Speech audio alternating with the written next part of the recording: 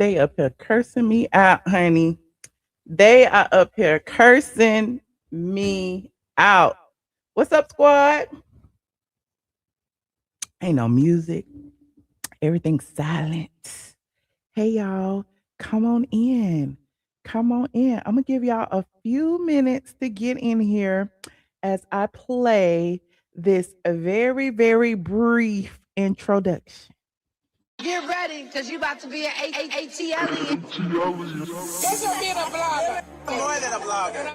Guess what being a blogger? You are more than I am more than Guess what being a blogger? all of is my son. Okay, that shit is I am more than a blogger. The blog goddess, the blog goddess, the blog goddess, Michelle is here. Yeah. The blog goddess, the blog goddess, the blog goddess, Michelle is here. Yeah. Say Autumn is her son. Yes. Autumn It's her son. Yes. Say Autumn It's her son. Yes. Say Autumn is her son. Like for real. The blog goddess, the blog goddess, the blog goddess, the blog goddess, the blog goddess, the blog goddess, the blog goddess, Michelle is here. Yeah.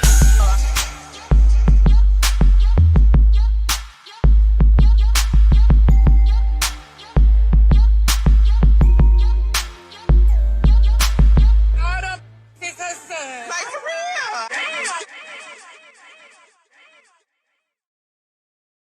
What's up? What's up? What's up, squad? Come on in the room. Come on in the room. Oh, I'm halfway off the screen over there. Come on in the room. Come on in the room. Come on in the room. What is up? What is up? What is up? Happy Wednesday. I could have swore that today was Thursday, child. I'm up here losing days, losing sleep, losing count, honey. It is a lot going on these internet streets.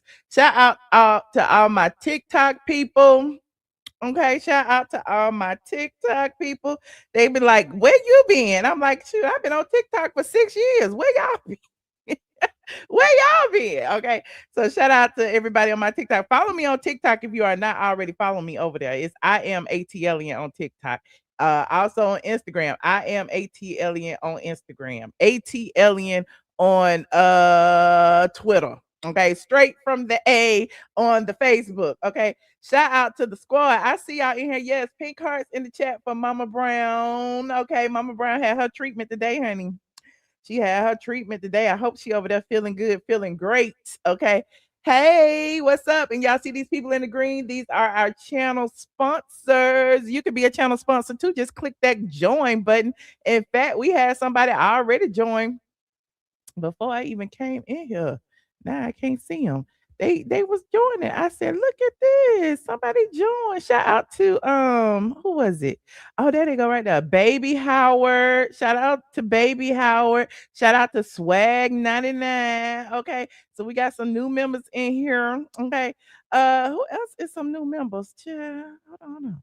Oh, Rochelle been a member for 64 months. Shout out to Rochelle, honey. So yes, we got new members, old members, all the members.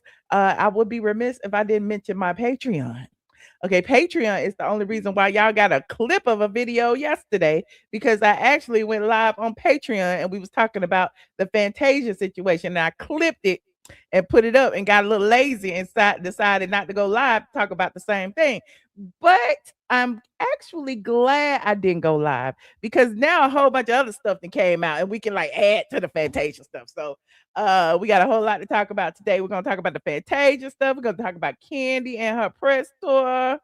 Who else we got in here? Oh, we got the T.S. Madison Starter House child, the drama that won't go away.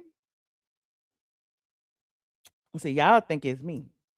Y'all think it's me. I'm gonna show y'all receipts about how I was talking about this a year ago, me and Josh, honey, and how karma is a bitch because all this stuff is coming out and how the AJC might have to reopen an investigation into T.S. Madison because they like, we are the media.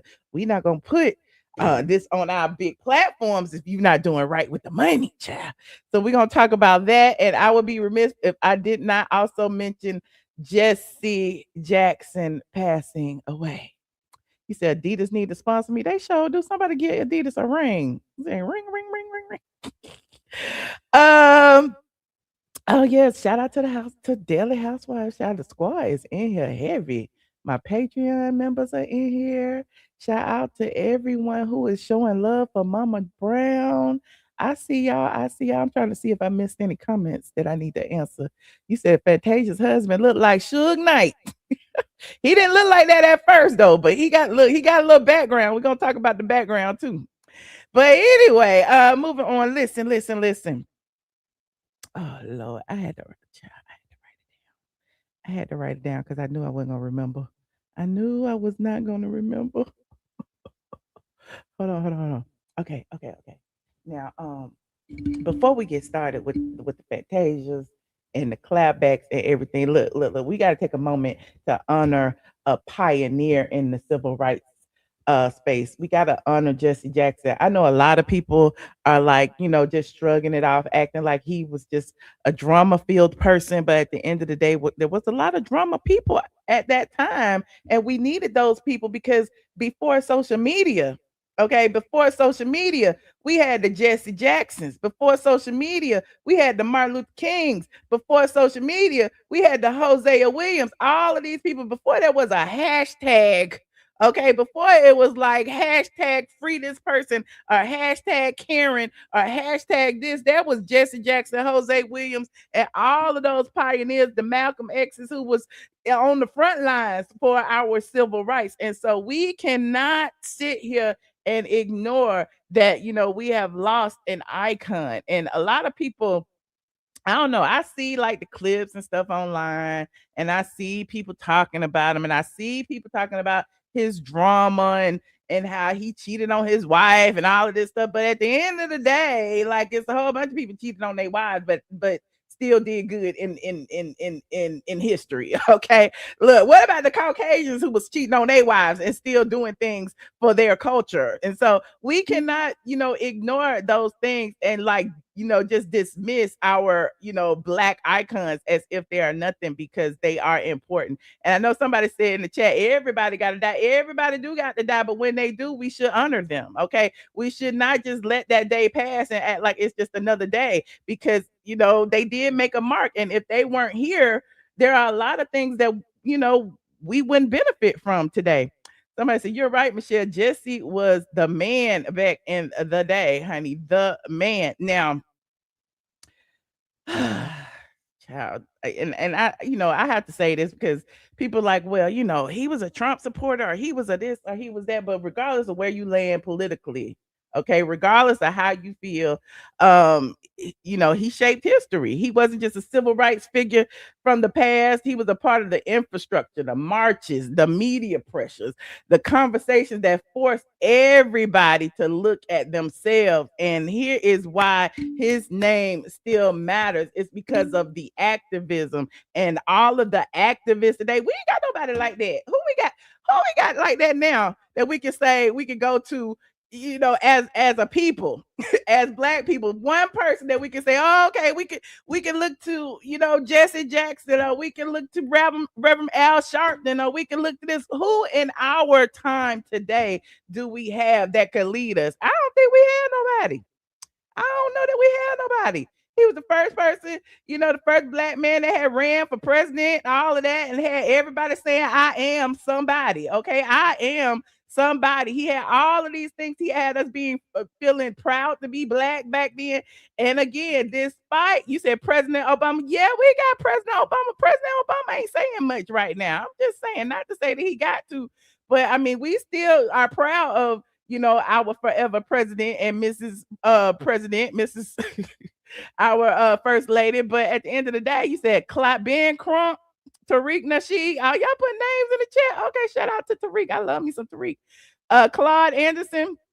Okay, y'all got some people, but they all spread out. Jasmine Crockett, they all spread out. My thing is, we have all of these people, but it's like nobody. There is not a consensus that says this is who we gonna go to get to get what we need. This is who we gonna follow to the promised land. This is who is gonna lead us and get us the rights that we demand. Where are they? Where are they? You saying the Jasmine Crumps? Not the Mr. Man hands. You was joking. Okay, no, it's all good. I'm just, just talking, just creating conversations because that's what we do over here. But when I think about, the times now, we got the social media, we got the social media activists. Remember, we had all the, and a lot of people gonna, shit on the Black Lives Matter people, but the Black Lives Matter as a movement did work somewhat. It did kind of help people come together as a collective. I can't help that the people were stealing the money, but that's a whole nother thing. And we're gonna talk about some other activists, trans activists that were stealing money today. But at the end of the day, a lot of the activism today, like I was saying earlier, the hashtags, the viral moments, the online outrage, all of that exists because of people like Jesse Jackson. They did the work first before the camera. Okay, before the social medias, before there were all of us that could gather in one place on Instagram, on Twitter, on TikTok, and be outraged. He understood, that he needed the media, and that's what he did. He was good in front of the camera. He was charismatic. He got the people, riled up and ready to march together. So you said not Portia Luther King, child. No, no, no, no. But I say that to say the narratives matter. Okay, the narratives matter. We got a lot of, we got a lot of the bloggers too who can get the people riled up now. We got the bloggers who can get the people riled up and who control the stories matter. Okay. And remember, Jesse was controlling the stories. He was the one who went to the media to say this happened, that happened, and how silence is never neutral. Okay. You can't just sit by and not say nothing. If you outraged, say something. Okay. Call them out. Call them out. Just like we've been calling out the TS Manhands, just like we've been calling out the people who say derogatory things to women, to black women today. Just like we call them out, call them out. And you know how I always say pro me is not anti you. It was the same thing back then during the civil rights era. Pro us. Pro black people does not mean anti-white. We just want to be treated fairly. We just want to be treated equally. We don't want to be treated like second class citizens. You say Al Sharpton is still with us. Yes, Al, there's a lot of icons still with us, but I'm just saying as a collective, there's nobody we can go to today that can still go in front of a crowd, still rile us up, still gather us, still make us march, still make us protest, still help us with the activism. And shout out to Al Sharpton, but yeah, the younger people today aren't looking to Al Sharpton for answers. I'm just asking the question. I don't have the answers. I'm just asking, just to see if y'all might can steer me in the right direction because I don't know. Hold on, my things changed. Why did it change like that? It's supposed to be like this. And then why the blue? Why is it blue and it's supposed to be burgundy? Not pink. Hold on. Y'all done got me all different colors. Who changed my thing? Okay. Anyway. But yeah, you're saying Jamal Bryant. Yeah, I mean, Jamal counts, but there's a lot of people that look at Jamal as just a cheating pastor. They don't, and I get it. Don't shoot the messenger. And even though his messages may be well, there's not a lot of people that will follow him. And I don't know. Hell, could it be Ti? Could it be Killer Mike? Who could it be? I'm just asking questions. You saying the Obamas? Okay, Andrew Young. Andrew Young is older than Jesse Jackson. He's still here though. Um, you said they all cheat. They all cheated. Okay. I say I like to say, and I'm looking at my notes, child. Jesse Jackson, he knew how to use the media before social media. He knew when to speak, he knew when to push, he knew when to force uncomfortable conversations into living rooms across America just by a news coverage. Okay. And so I don't, just thinking about it, like I don't know who else today. One person. I'm just saying, yeah, I know we got a collective, but I don't know a one person today that could do that. We had the Martin Luther Kings, we had the Jesse Jacksons, and now they are gone. You said good, bad, and ugly. We still have to represent their trying replacement theory against the culture. We got God. We got God. We do. We do. Not Judge Mathis. Okay. Okay. Okay. Well, y'all need to tell these people that they need to step up. Y'all need to tell these people that they need to come forward and lead us to where we need to go. Because right now we all over the place. Some of them over here, some of them over there, Some of them, feel like they MAGA. Some of them over here feel like they liberal Democrats. Some of them want to fight in the middle. The men don't like the women. The women don't like the men. The family structure is breaking down. Then we got the men in wigs fighting the black women. Where we at? Where we at? Did we have all this going on in the 60s? I don't know. But anyway, sometimes it is what it is. But legacies sometimes get flattened into headlines, and now Jesse Jackson is the latest headline. RIP Jesse Jackson. Prayers up to his family. I just know that he created a movement. I mean, he was a part of a movement. He may not have created it, but he was a part of a big movement, even though he was controversial at some points in time.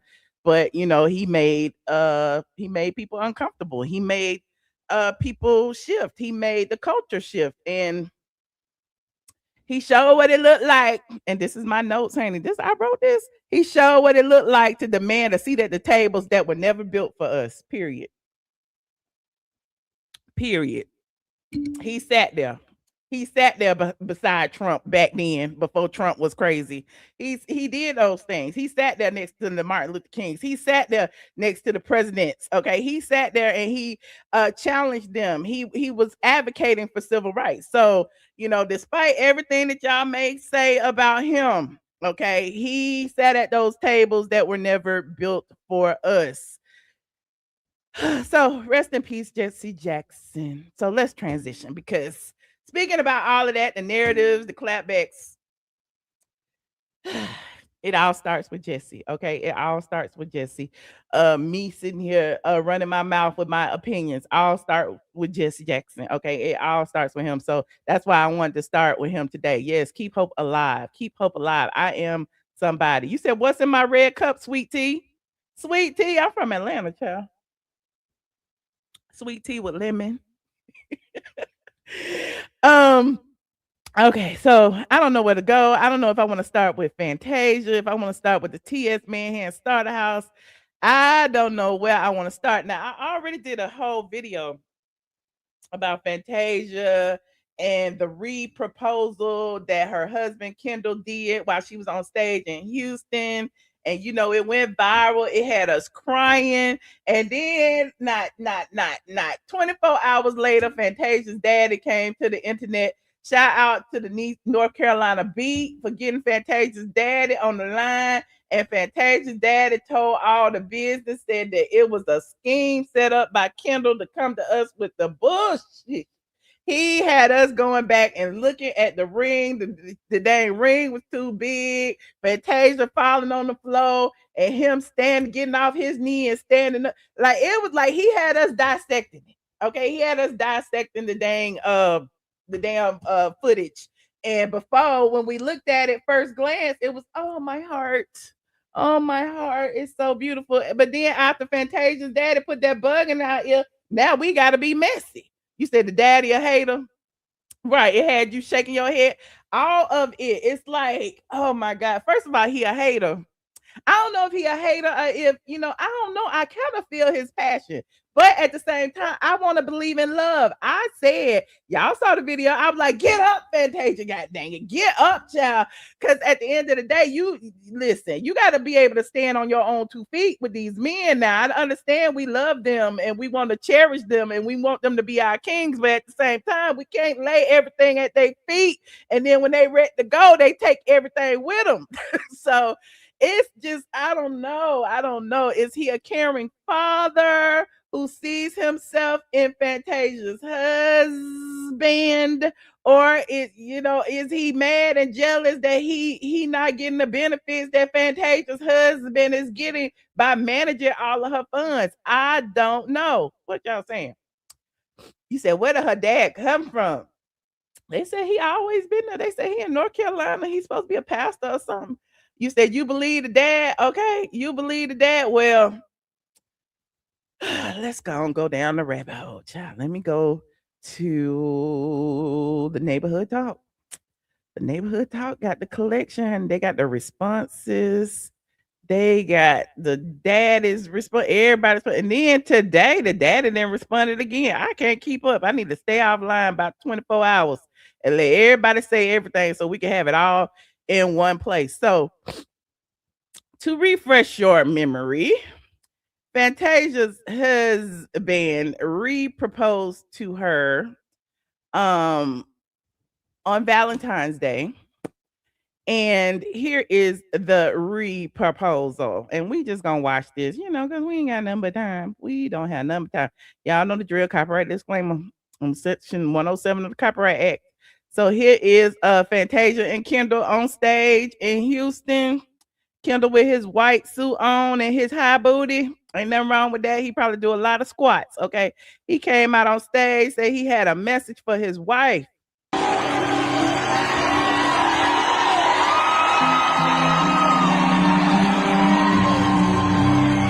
Make something right. Hey, Houston, I think this could be a moment. For 11 years, on many anniversaries, many birthdays, I gotta be clear. And many Valentines, I share my energy with you. So these are grace and share my life.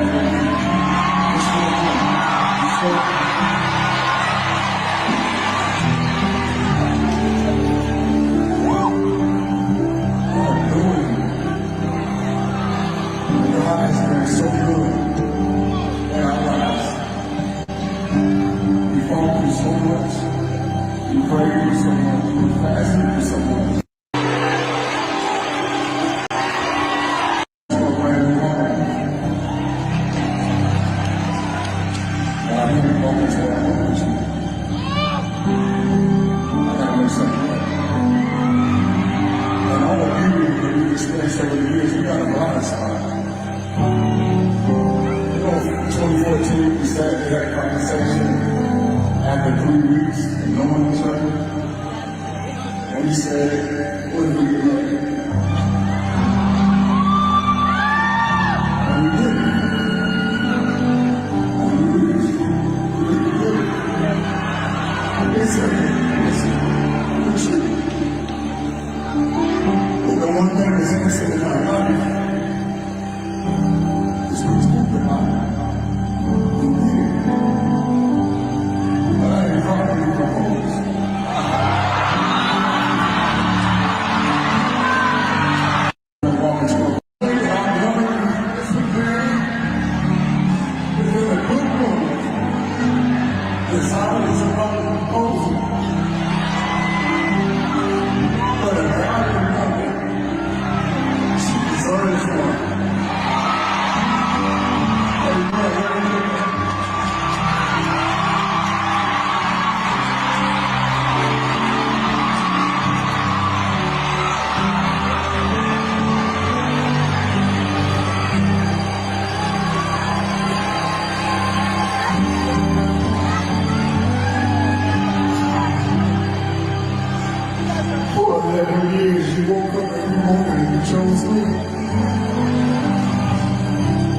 You chose me. For 11 years, you've been the incredible mother to our children.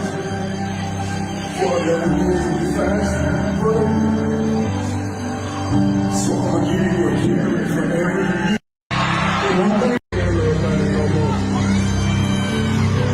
You don't need that little thing no more. Give it here. Give me that ring right there. Give me that one. All right. I'll take that. Give it here. Give it here. Love you. All right. So, yeah, a lot of things have came out since this video. The father spoke his mind. The father basically said, look here. That was all a stunt in the show. There's money missing, yada, yada, yada, yada, yada. We talked about that yesterday, and I ain't gonna just, play the whole father thing because we talked about it. But then Fantasia came forward after the father and said something, child. The Fantasia came forward and said, look here, I was not gonna do this. This has gotten out of hand. Joseph Barrino, I can't even call you dad or father. You are a donor. We are covered for you. We have covered for you long enough. My mom and me have made you look like you were okay. Man, but now you have come for my king. Exclamation point, exclamation point.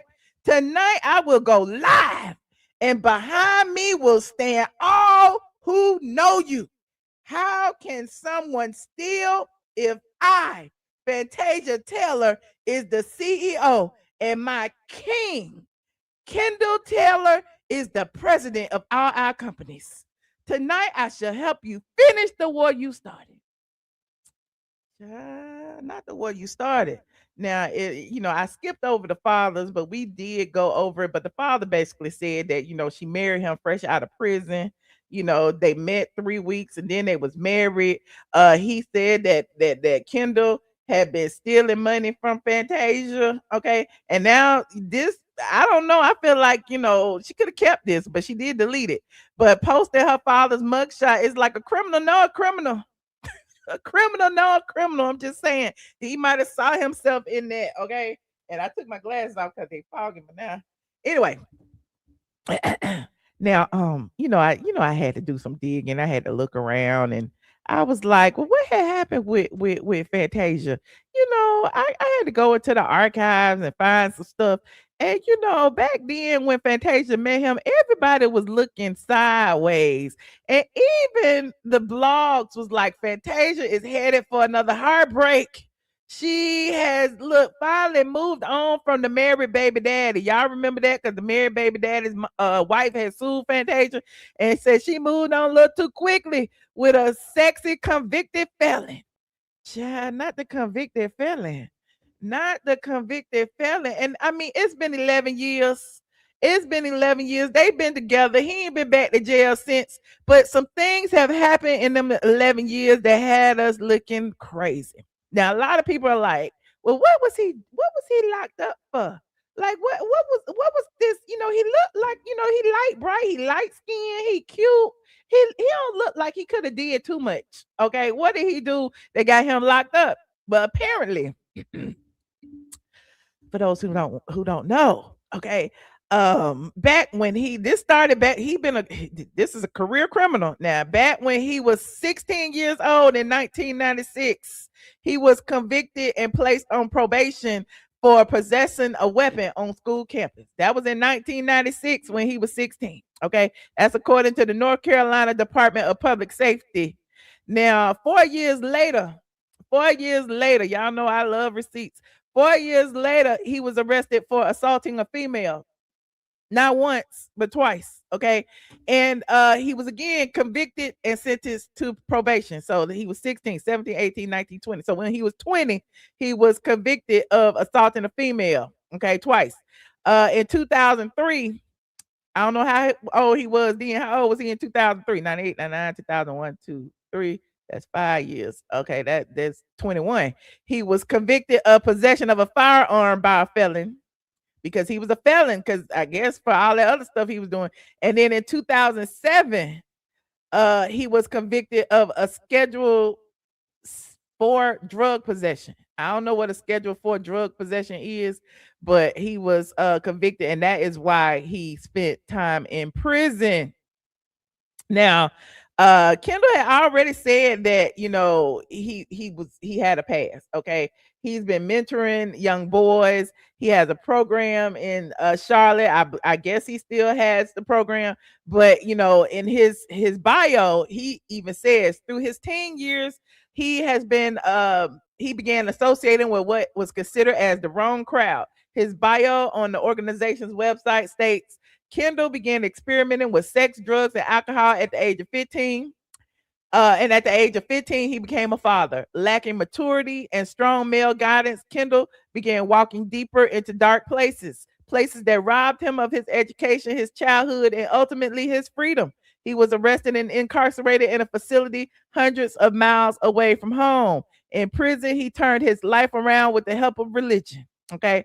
So there's that. I don't, everybody kept questioning his background, but that is his background. He's clearly, I guess he's changed. I don't know. The father said he hasn't, but then Fantasia posted the father's mugshot and got everybody questioning what is going on. Now, the father's mugshot, hold on. Like this video, please. Thank you. as you know, when Fantasia posted the father's mugshot, it was from something that happened last year, the year before last, 11/13/24. He was arrested. Let me see what he was arrested for, child. He was arrested for he's 62. He was arrested for domestic violence. Okay. So I don't know why she felt, or they felt the need to show this. And a lot of people are speculating that Fantasia didn't even write this. No shade to Fantasia, but can she write? Does she write like this? Have we seen Fantasia's writing? Because they said Fantasia was, couldn't read at some point. I know she learned to read. And I know she went and did all these things, got, honorary degrees and stuff. But at the end of the day, they said that Fantasia didn't even write that. So people are speculating that the husband may have wrote that. I don't know. But Fantasia said she was going live. Has Fantasia went live, or did the husband go live? Because we saw the husband then went live. So was Fantasia telling us that the husband was gonna go live? Because then the husband has responded to the dad. And here go what the husband has said. Hold on.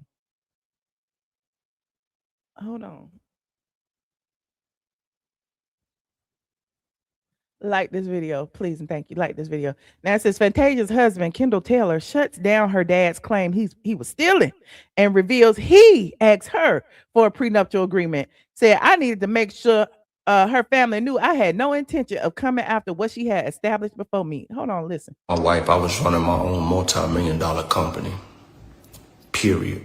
That means her success, her career didn't build me, didn't shape me. That's because I went to Sunoco Leadership Academy, BMW Black Belt Training, Tuck School of Business, Small Business Accelerator, CMEDI Business Initiative, and had a lot of success and a lot of recognition. I'm grateful for those things because I am a justice impacted individual, and I had to overcome tremendous adversity and circumstances in order to break a lot of criminogenic mindsets and trauma and behavior that was keeping me living at a lower level than what I was capable of. And I experienced incredible success. However, I wasn't giving them breadcrumbs so that they could navigate, okay? Then I met my wife. I hope she don't get upset with this, but I'm gonna speak the truth. I asked for the prenup. A prenup wasn't put on me. I asked for it because I had business partners that I needed to protect, and I needed to make sure her family knew that I had no intentions on coming after anything that she had established before she met me.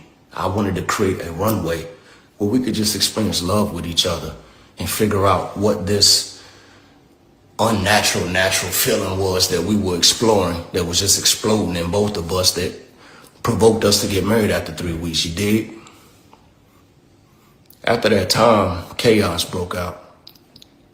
The gentleman who was taking the initiative to use her and my platform, because he does not have one, to demonstrate things that are beyond false and fictitious, giving them breadcrumbs so that they can navigate, okay? Fictitious, it's beyond that. Didn't show up to the wedding, didn't want to speak with me, get to know me. Fictitious, it's beyond that. Oh, what happened? Okay, so that's a clip of what Fantasia's husband had to say. I'm sure the full live is on his Instagram. Now, shout out to Gerald over there at North Carolina Beat, honey, because Gerald and got Fantasia's daddy on the line, honey. Gerald at the North Carolina Beat. Hold on, got Fantasia daddy on the line. Now Fantasia daddy then responded again. So hold on. We're gonna find it. Hold on, I gotta find it. Like this video, please, and thank you. I'm gonna give y'all a minute to like this video. How many of y'all in here? Go ahead and click that like before we continue this tea, and then we're gonna dive into the other tea too about the starter house. Okay, y'all got a minute.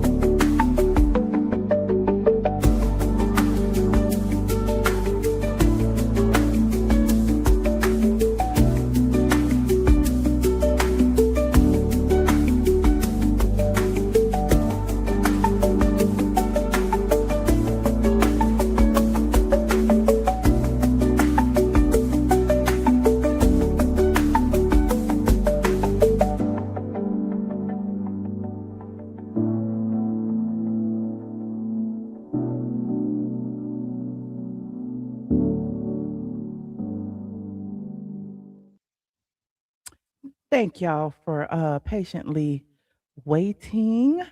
We have the baddest blogger, aka Gerald from the North Carolina Beat. He posted today a lengthy interview with Fantasia's father. Now, copyright disclaimer on the section.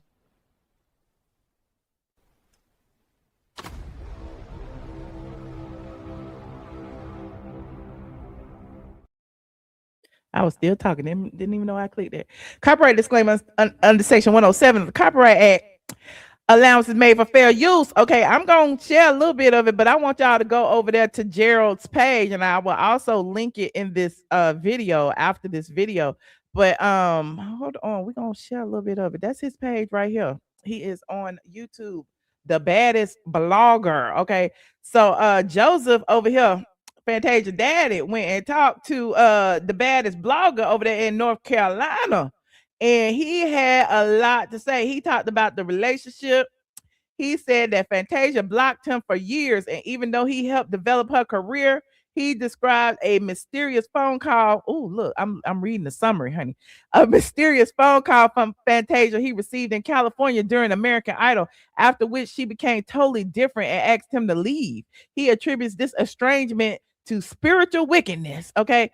He also talked about, his lawsuit. I know y'all keep saying that, he sued Fantasia for writing about him in her book, and he said that she, said some inaccuracies. So Joseph, Fantasia's dad, clarified the lawsuit, explaining that he sued the publisher of Fantasia's book because it can contain false information about his parents, which he claims was written by Fantasia's grandmother without Fantasia proofreading. Now, he won the case, but dropped it when the publisher threatened to sue Fantasia. So he gave us a little tea about that. So all y'all who's saying that he was trying to get Fantasia's money, he sued the publisher. Okay. He was, just making sure. Okay.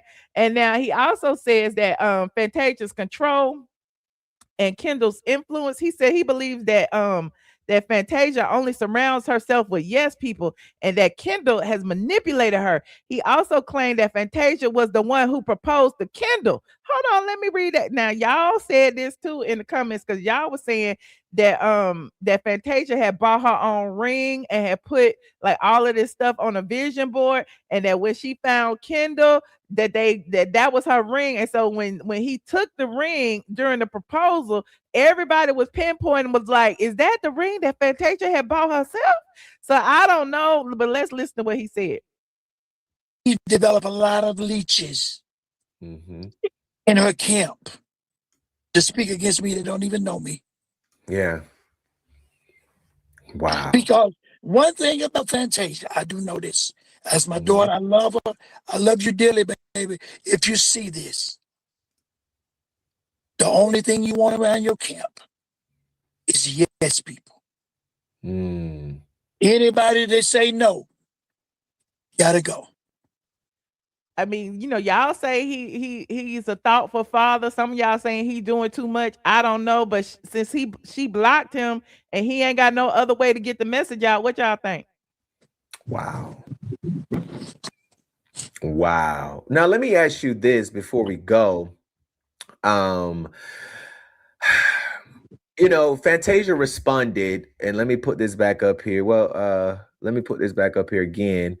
Where her caption, she responded publicly and she said, "This has gotten out of hand." What is your response exactly to her statement? My thing is, yes, it has gotten out of hand, and guess what?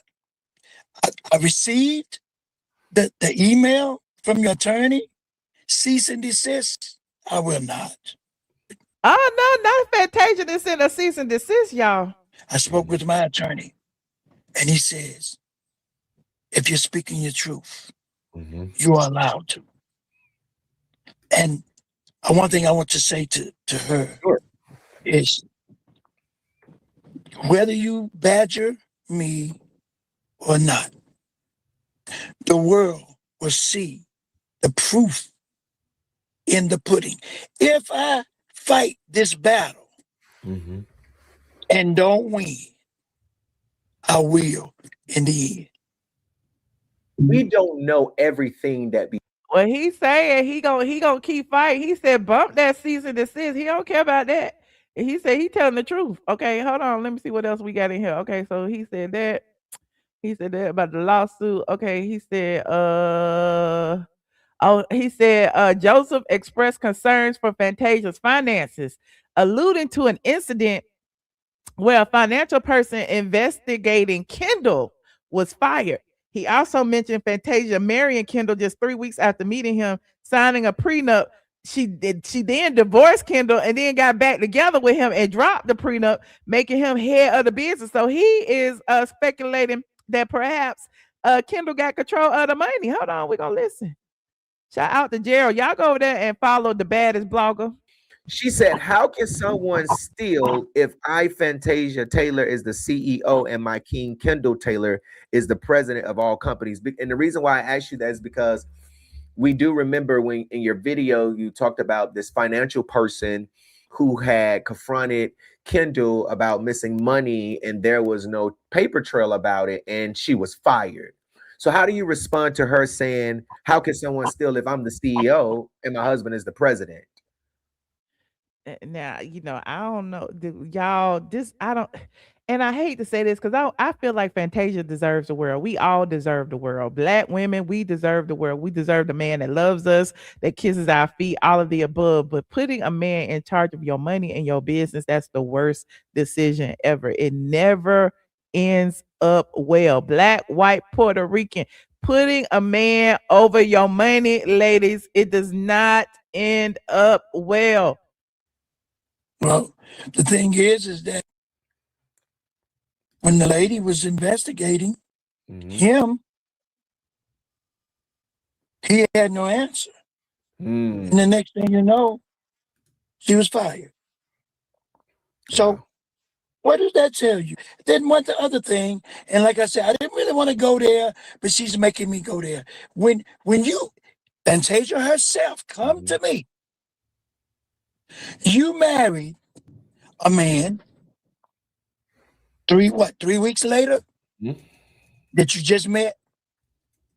And let me say this: a lot of people say that's her husband. That's her husband. You're right. That's her husband, and I believe that married people should, bond and commit and all of that. But at the end of the day, if none of this was built while they were married, I don't think that he should be in control of her funds. I mean, I don't. That's just my personal opinion. Like, if they built it together, that is one thing. If they both came into the marriage on equal footing, okay, that's one thing. But if she had everything and he had nothing and he was just getting out of jail, no, I don't care if it's her husband or not. Like, no, I don't believe that he should have control over her funds. You tell me you did a prenup and he divorced you.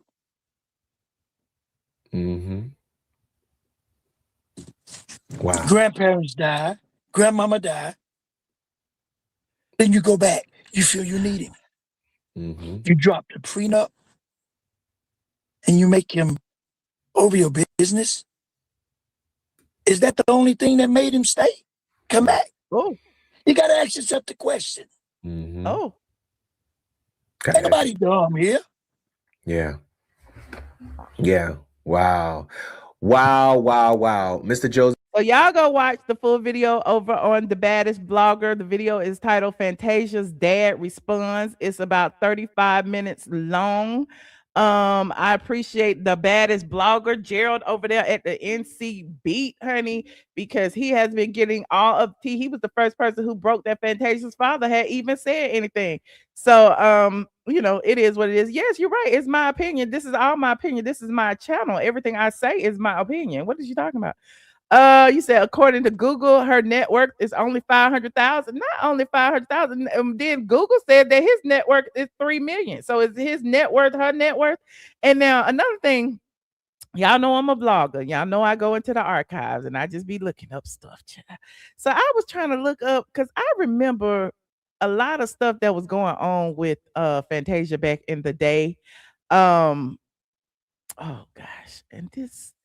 When the daddy had mentioned when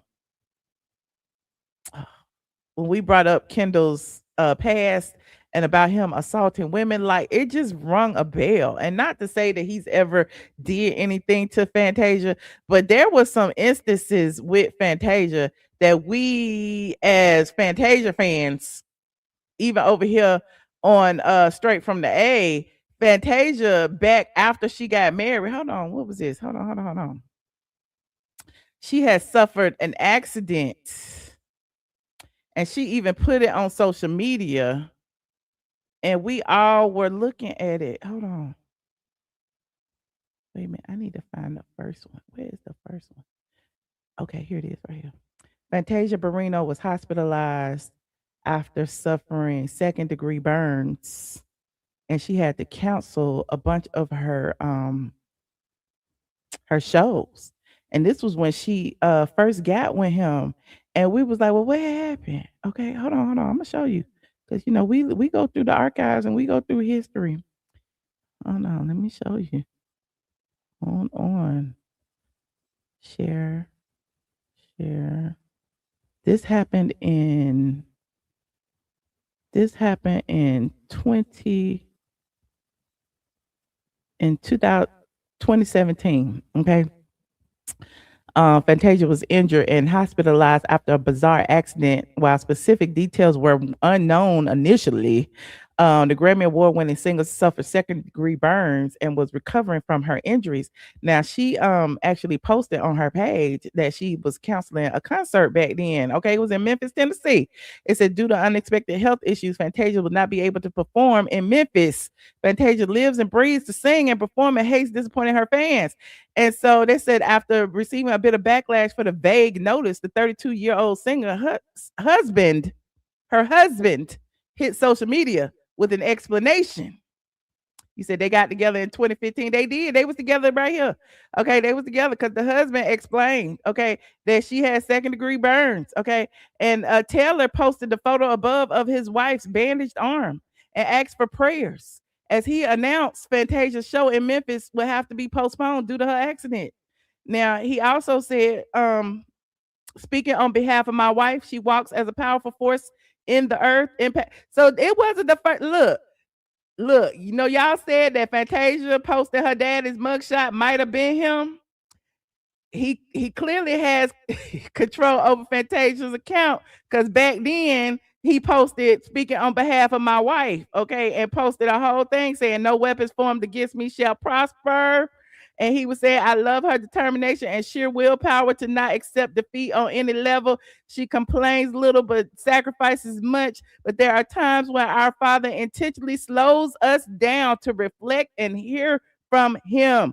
My wife experienced an accident today causing second-degree burns on her arm. She's steady asking the doc, can I perform tonight? But we must be wise and realize this isn't a race, but rather a marathon. So Memphis, our team is already working to create a means that she can redeem this time with you. She has something truly special planned. So there's that. And then they posted all these pictures, child, in the hospital.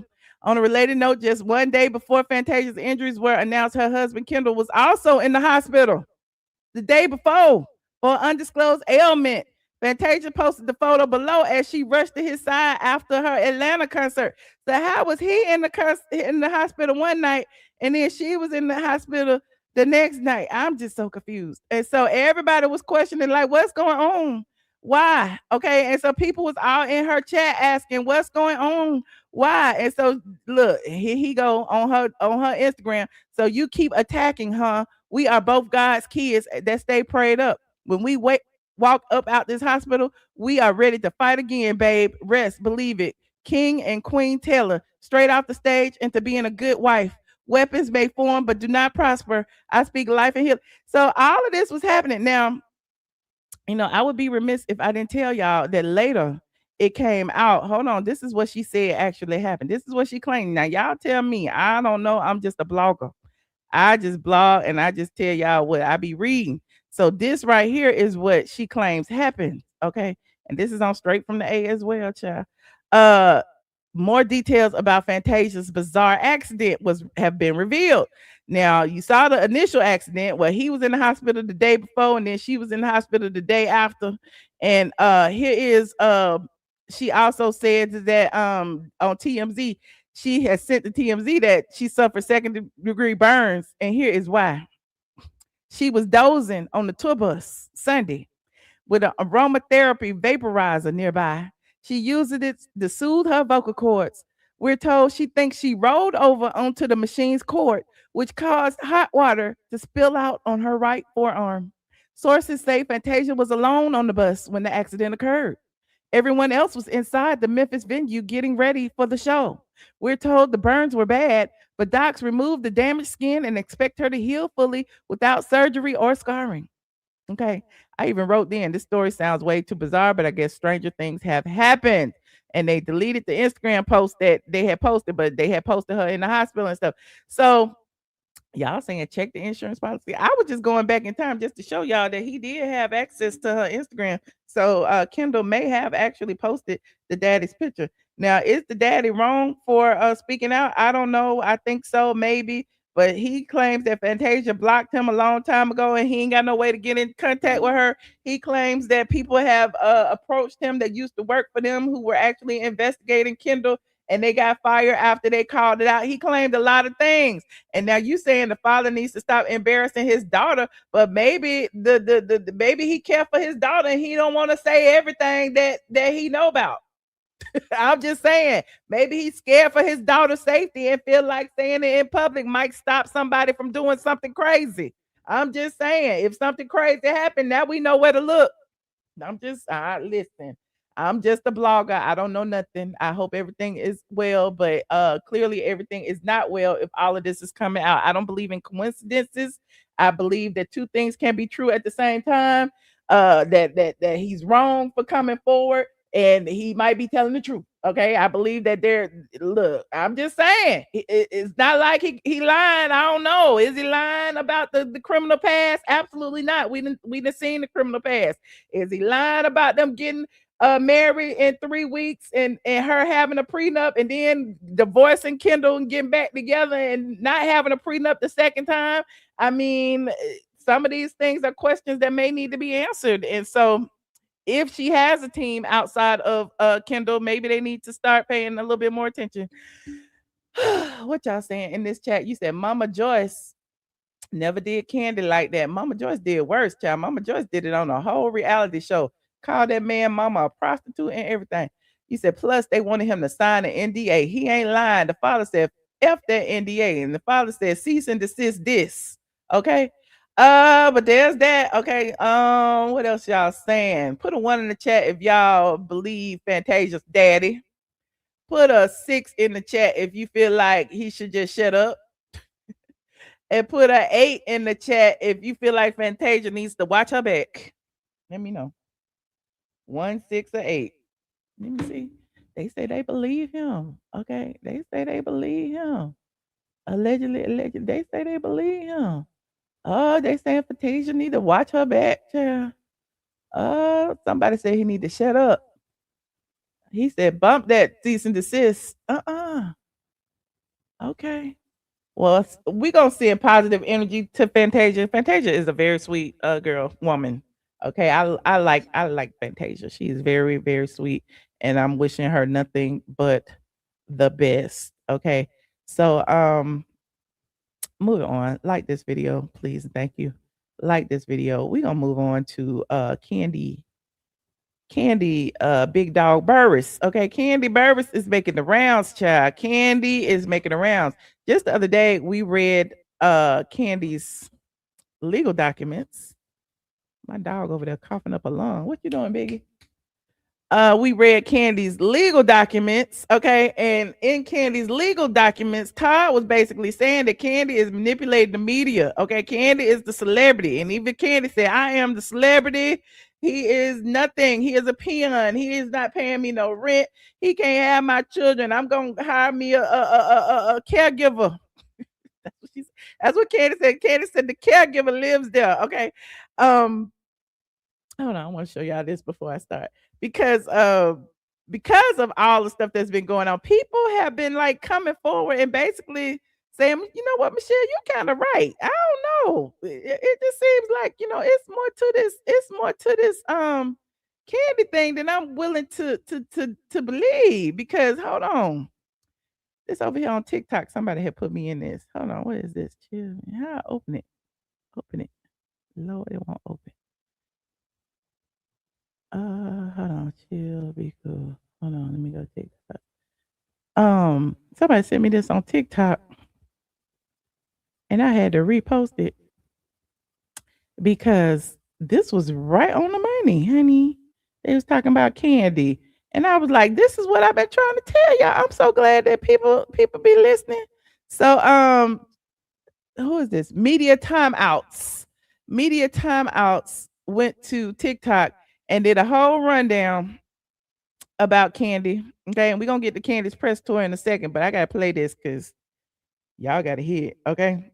Because she done did a whole Kandi little Burruss. thing. Look. You're not about to sit up here and make me believe Todd. Wait. And y'all know the drill. Copyright disclaimer in Section 107 of the Copyright Act. And before I play this, you know Kandi is claiming that Todd ain't paid no money. He's basically a deadbeat. He cannot possibly be daddy daycare because he's living in the guest house and not paying no rent. Meanwhile, Kandi been staying in New York since November of 2025. And she says she got a caretaker to take care of the kids. And now I have been asking all this time, like, how is it that, you know, she's claiming that Todd ain't been there, but, you know, you paying a caretaker, but you might as well pay Todd at this point. I don't know. But here's what somebody said. And thank you. Copyright disclaimer in Section 107 of the Copyright Act. Allowance is made for what? Fair use. We are researching. So Kandi y'all. Burruss, you're not about to sit up here and make me believe Todd Tucker is no deadbeat daddy. Look, you said from November to March, you in New York. How he a deadbeat if you in New York from November to March? Who was watching the kids? Huh? Who is watching the kids? You're not finna make me believe that he is a deadbeat and you from November to March. Because if he's not taking care of them kids and you in New York, when the kid, and this is during school time, then who the hell is watching the kids? If he a deadbeat, then that make you a damn deadbeat. Huh?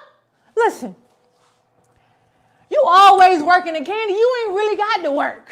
You said he don't help with no bills. He don't help with the kids' school. How and you ain't home? How and you ain't home? How, Kandi? How? Somebody got to be home with them kids. Look.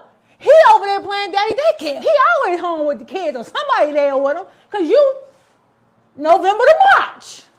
That just don't make no sense to me. Look, then everybody saying... See, when I say it, y'all call me a hater. I'm glad somebody else saying it. Oh, Mama Joyce was right. No, Mama Joyce was dead wrong. She been wrong from the beginning and she wrong to the day. Look. Todd Tucker was working on a TV show set. That's a high value man to me. It may not be $35 million. I mean, it might be a high value man in Atlanta. He did have a good job back then. Then Kandi did want Todd. You know, she said she wanted him, honey. He had a job. He was stable. He had some real estate ventures. He knew how to do stuff. Kandi Burruss money, but that's a high value man in Atlanta, especially back then. He don't make old lady gang. He even got old lady gang up in the damn State Farm Arena in Atlanta. No, Mama Joyce was dead wrong. She wrong. Mama Joyce was never right about Todd. Now, Todd, if you cheated on Kandi, you dead wrong. But look. You right, Todd. If you had an emotional relationship with somebody, y'all both were screwing. Kandi said it's all about the sex. But Todd was like going out to eat with her.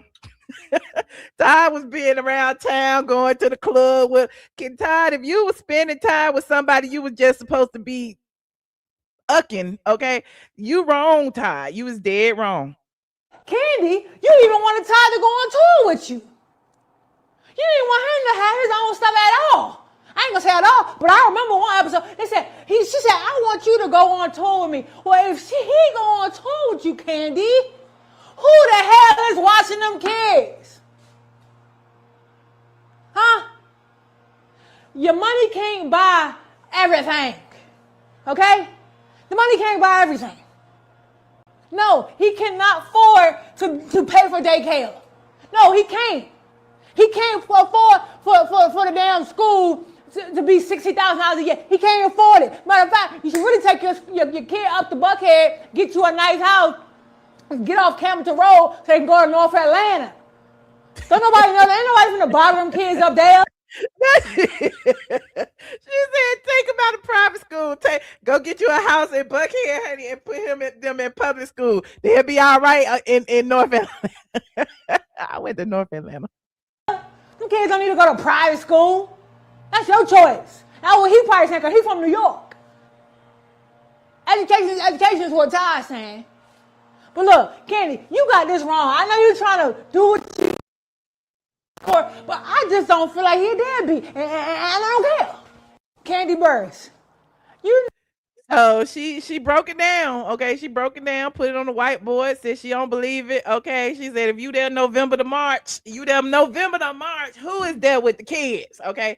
So shout out to Media Timeouts on TikTok. It was just somebody had tagged me in, and I was very amused, okay, after reading all the court documents. Now, y'all know Ty has said in the latest court documents in his response to her amended petition that Kandi be using the media, honey. Y'all remember I pulled up the court documents, and one of the things that Todd was very specific about was, I'm gonna pull it up right here. Okay.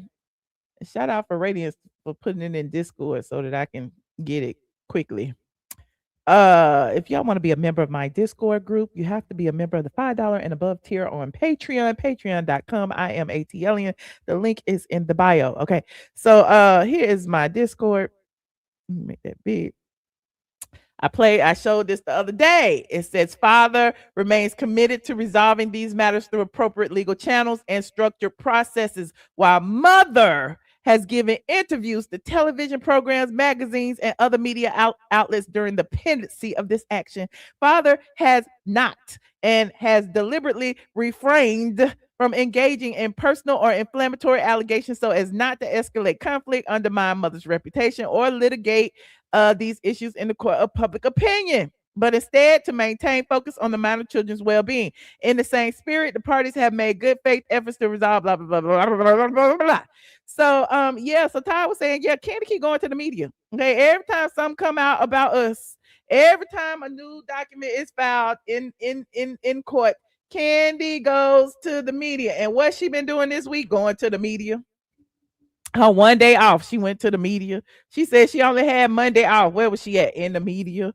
And so Kandi been posting stuff. Okay, look, even though Kandi been in New York, Kandi posted old pictures of her and Blaze.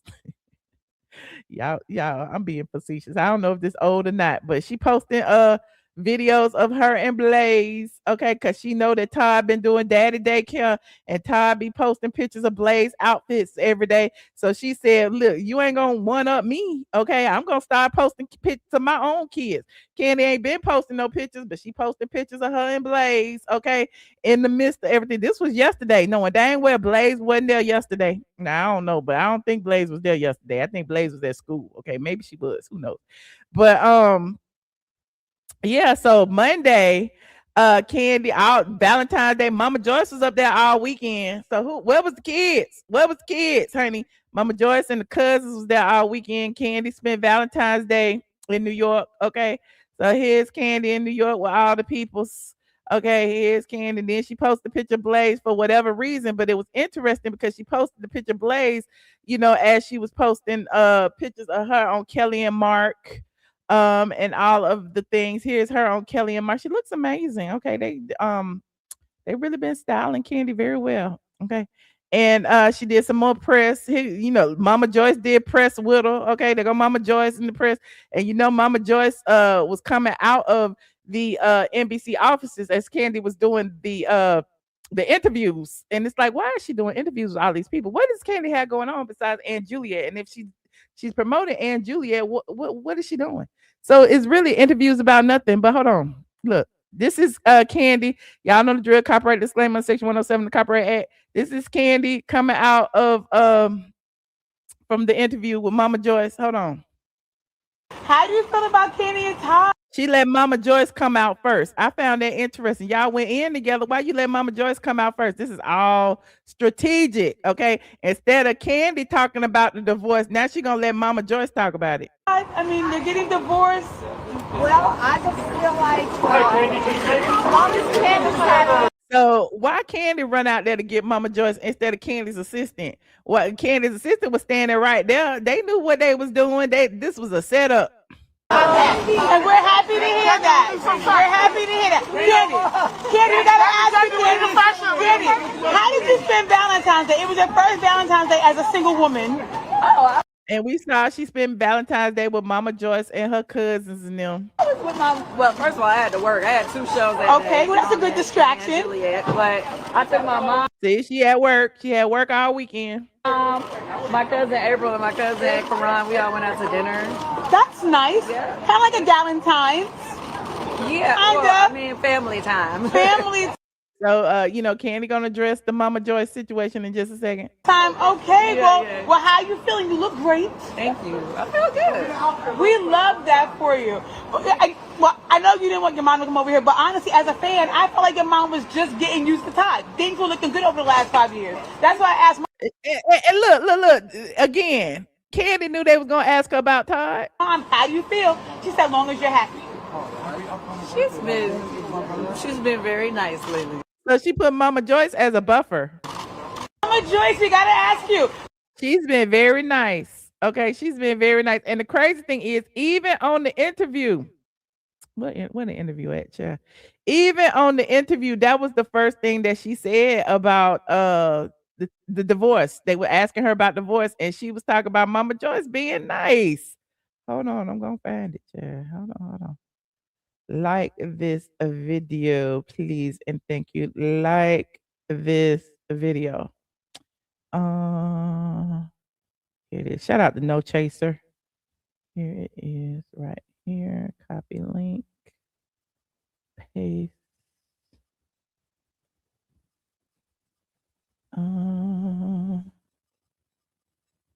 Okay, No Chaser. And here is Kandi on the same show she was leaving the offices from. And this is Kelly and Mark. Hold on. Here's what she said. Y'all know the drill. Copyright disclaimer. Yada yada yada yada yada yada. You know, you left the Real Housewives of Atlanta 2 years ago. I miss you terribly on that show. I just want you to know, I really do. I miss you terribly. How is life beyond the show? Do we miss Kandi? Hell, we missed the show. The show ain't been on in a year. We ain't missed Kandi on the show. Like, if there were other women thinking of leaving, what would you say to them? Take that leap of faith. Really? Yes. Well, for me, it's been great. I mean, obviously, I've always had other things going on outside of the show.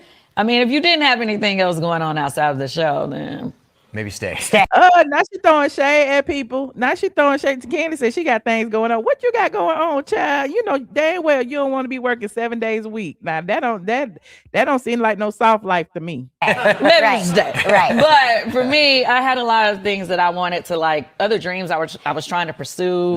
As soon as I came out of Housewives, I was a producer on Othello. Yes, of course. Her and Todd was the producer on Othello. Don't forget, Todd was listed as well. Records. Yes. Othello on Broadway. So for those who don't know, and it was amazing. Yeah. And then now I'm able to do and Juliet, which is something I wouldn't have been able to do if I was there. If I was there.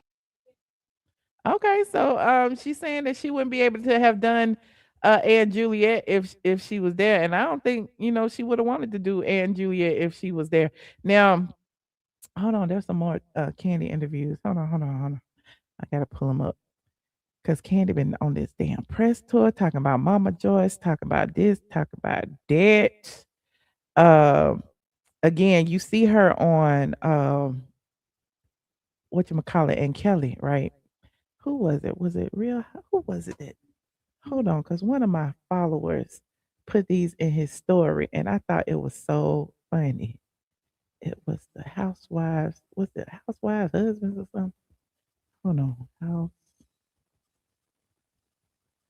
husband, house. that Real Housewives men. Real Housewives men on Instagram called it out because they showed in their story that they said it was all an assignment. That's what they said. I'm just look, I don't even know. Look. They said that Kelly and Mark knew the assignment. Now, I don't really be paying attention sometimes, and a lot of these housewives blogs really be clocking the tea. So apparently, Kelly is really good friends with Andy. Kelly and Mark are really good friends with Andy, and like all the shows that Kandi is doing right now, they are really close with Andy. And then Andy was actually at Ann Juliet just like a week or so ago. So apparently, they're linking it as if Andy got Kandi all of these media opportunities, but she don't really have nothing to promote. And so like they pulled a clip from the Housewives too. Hold on, listen to this. Stamina. Are you resting your voice on days that you know on the morning? I'm telling you, every time we have a Broadway star here on a Monday, I feel like saying to them, what are you doing here? You need to be home in bed. Right. You need to be on vocal rest. Right. Well, that's the thing. Monday is my only day off, but I wanted to see you guys. Nice. Monday was her only day off. She went with the kids. She was with she was doing press. And then said they got Kandi on the record about her work schedule and her priorities on her only day off. I wasn't even clocking that. Hold on. We appreciate that. Appreciate it. We appreciate Monday it. is my only day off. I get you have to go stay out of town because Now they pulled this clip with Todd basically saying that they're claiming that Live with Kelly and Mark was the miscellaneous bull-ish that Todd was talking about, and that she needed to be home with them kids. you're trying to do this acting thing. You're trying to, let's get it, I got you. But when you come here, the little time that you do have, And I'm trying to stop it, because I don't want to get clocked by Bravo, because they real shady sometimes with these 1 minute clips. you book it with miscellaneous bullshit. Your friend's little... When you come home, you be booked with miscellaneous bullshit. You don't even spend time with your husband. And all of this is on air. This is on the Real Housewives of Atlanta. Y'all don't remember this? event. It may mean a lot to your friend, but right now, that's not priority. Right. Right? We were And then look. Then she was on Jenna same day, I guess. And it says they got Kandi on the record saying her work, not her children, motivates her. And I'm like, did they set her up? Hold on. just saying, you've never looked better. You're having this wonderful time in your career.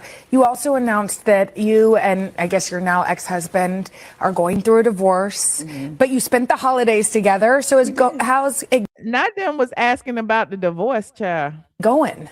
Well, we have determined that no matter what, we're always going to be great co-parents for our kids. So with that means that, we're going to spend holidays together sometimes because we're still family, even though he and I have decided to go our separate ways. And we try to make it as easy as possible for our children. That's so important. That's the important thing. Yeah. Do you feel like having, with this show or staying so busy has...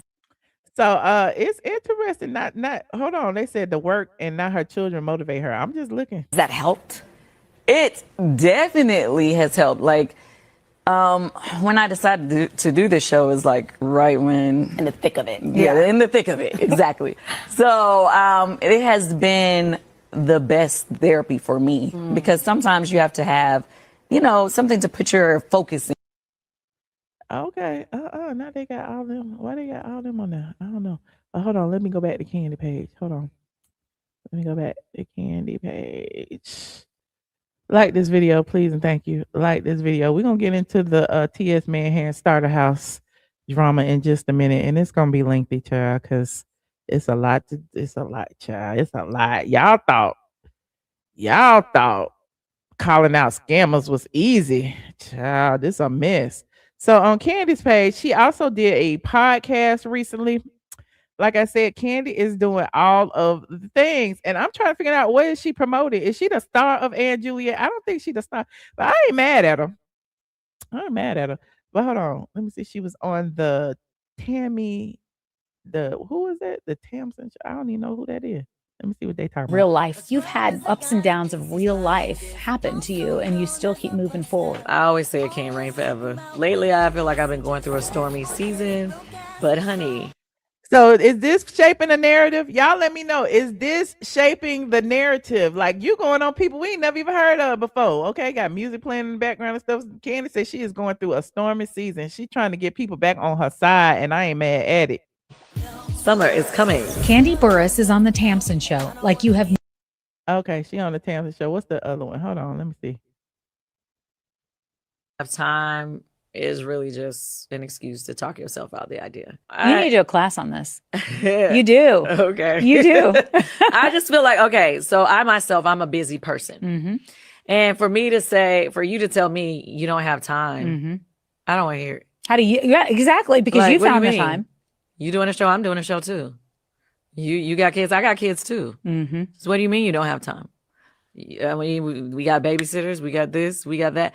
It's like, so she's saying she got listen, I got time. Look, I don't need to listen, I got time, I got money, and I got babysitters. I don't have to be at home. I got time. I don't know who she talking to. I don't know what man she talking to. It sounds like she said, fuck them kids. I got time. Okay. We got babysitters, we got this, we got that. I could be in these streets. we got to start finding the resources. Start thinking, like, think about it. We figure out how to make something happen when we're at our bottom, when there's nothing else. Yep. Why do we have to wait till we're at rock bottom to figure it out? Yeah. Right? Why do we do that? Okay, so we have to start. It's like all about, start putting together a plan, start figuring out, okay, let's just do the basic research tomorrow, or today, not like next And this is on the Tamsin Fadal show. It's a podcast, I believe. year, not keep talking about it. Like, I needed you here today for this because I have a couple of those things in my mind. I needed to hear that today. saying that you don't have enough time is really just. So basically, she's saying, there's enough time to do whatever you want to do. Okay, fuck them kids. Yeah, and then y'all keep telling, look, and I like Kandi, but it is what it is. I'll just be looking at the receipts laughing. Because y'all be like, Kandi is a single mom. Kandi is this. Well, Kandi already said she got time. She can do what she want to do. There are babysitters, honey. She can hire a babysitter. She don't have to be there personally. She got the money to do whatever she want to do. And just like the girl said on TikTok, okay, it ain't all about your money, Kandi. Okay, it ain't all about your money. You had these kids, you got to raise them. Anyway, I'm digressing, but I was just showing that, Kandi been on her little press tour. She's been talking to everyone. She's been talking about housewives. She's been talking about the kids. She's been low-key talking about the divorce. She got Mama Joyce up here smiling. She said Mama Joyce is the happiest that she's ever been. Hold on, let me see if I can find that clip. That Mama Joyce is the happiest that she has ever been. And it's like, girl, did we even care? Well, yeah, that was in the TMZ thing, and we saw that. So yeah, you said, Michelle, open the line so I can call in. I will. You want to call in now? You want to call in after the TS Manhands expose? Let me know. I'll open the line right now. If y'all want to call in right now, I'll put the link in. Sure. But I'm gonna keep going. Hold on. Let me put the link in. You said, she want that housewife shit. She want that housewife shit. Don't nobody want to work 6-7 days a week. Kandi ain't fooling nobody.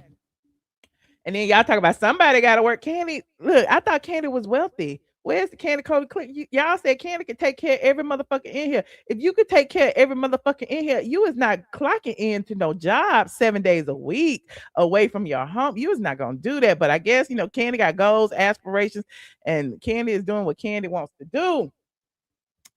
Not moving on from Kandi. I can stay on Kandi if I want to. This is my show. You said, of course, Mama Joy's happy. She get access to the funds. Okay, she got access to the money. Okay. She is very male identified. Okay, Kandi had her man at home waiting for her, cooking dinner and everything. I told you. And then as soon as he, felt like he wanted the man up, Kandi said, I'm about to big dog you. I am the boss in this house. You can't be going outside when I say go outside. Okay. Todd even said it. You can't keep a man chained up in the house like a dog. He said that, not me. Okay. He said that. I don't know. Anyway, moving on. Like this video. Please, thank you. Like this video. Now, let me get to this T.S. Madison stuff. Because it's a lot. It is a whole lot. And I know that a bunch of y'all didn't believe me. But I'm gonna show y'all some footage. Okay. Again, this is my show, and I love going into the archives because that's what I do. I prove things by showing you what happened last year. Okay. I'm a blogger in real life. I've been doing this for almost 20 years, right? So, in doing this for almost 20 years, hold on, yeah. Hold on. About a year ago, this is a year ago, because y'all can see me and my friend. I hope he don't get in trouble for this. I don't even care. This is my footage. Okay, there go the scam of it all. Okay, that was recorded in 2024. Okay. Me and Josh sitting at my dining room or at my bar, honey, talking and working and just chit-chatting. And T.S. Manhands had just had his ribbon ceremony or something. He had announced his T.S. Starter House thing, right? So hold on. The check been cleared, honey. The check. Hold on, let me go and see, where did I start talking about him at? Somewhere around here. Hold on, I gotta go to the summary, because for some reason them timestamps is wrong, honey. You said you remember this? Okay, no, but I'm gonna play it because I guess people be thinking that I be like starting up just to start up. No. My foot been on his neck. Okay, my foot has been on his neck. Is this right here? 2250. Okay, there it is. Okay, let me start right here. Oh no. Anyway, it is what it is. She's won. Moving on. Like this video, please, and thank you. This is just an impromptu video. Yeah, Nene was. I didn't say Nene was fired. I said Kenya said Nene was fired. Now Kenya was fired. It definitely suspended. Let's get the terminology right. Hold on. This was when Kenya had got suspended. Some people don't know, but the people who don't know, she was chopped. Okay, clock that. You better clock that, T. Clock that. Okay. You said Kenya is eating barbecue. Say, Mr. Manhand's gonna get charged for fraud. Okay, this was in November of 2024. Okay, we was talking about T.S. Manhands, and somebody in the chat said, "Is Mr. Manhands gonna get charged for fraud or just his business partner?" Hold on. You're doing fraud. Remember, I showed you the thing. Yeah. Now I don't know if Mr. Manhand's doing fraud. I know his business partner has been indicted on charges of grand. So this was a year ago. So T.S. Manhands cannot possibly say that he didn't know nothing about it when in November 2024, it was in the New York Times. It was on the news. It was on the blogs. It was in YouTube streets. Larceny, 24 charges, I think. Yeah, I played it yesterday. Day 4. You know that? 24? Yeah, it's a lot of charges. Wow. Hold on, let me look it up again. So y'all want to be messy. That's crazy. Hold on. Y'all know I had to look it up. News. Transpired business records in New York. Look, it's out. Who said it was swiped from the internet? Once celebrated former nonprofit leader Dominique Morgan faces fraud charges in Brooklyn. New York Daily News. Trans activist Dominique. Let's go to the New York Daily News, child. Let me go here. Why you say like that? That's a strong face. Oh, child, don't do the person like that. I'm gonna keep going. Hold on. I'm fast forward because we talked about this the other day. As the executive. Hold on. Proof that she was using the money for bail. She cooked up bogus receipts for 23 people who were. Hold on. And look, see, I ain't gonna even say it. Ooh. So that ain't flattering. I don't know what happened. Okay, so a lot of these big name news outlets, Forbes, CNN, Yahoo, MSN, all of them, they have different pages where they have contributors, which means if I get approved to be a contributor, I can go and write stories about my friends, about my family, or whatever, and it will be on Forbes. And y'all think y'all on Forbes, and actually it's just a contributor page, right? So one of T.S. Madison's friends, this how you know scams be scamming. One of T.S. Madison's friends is a contributor, Ashley Marie Preston. It's a contributor. I'm giving y'all game right now to this. So y'all can Google Ashley Marie Preston, which is another transgender person, wrote this in the Forbes contributor stuff about T.S. Madison and Dominique Morgan, and said they are launching the T.S. Madison Starter House. It is on.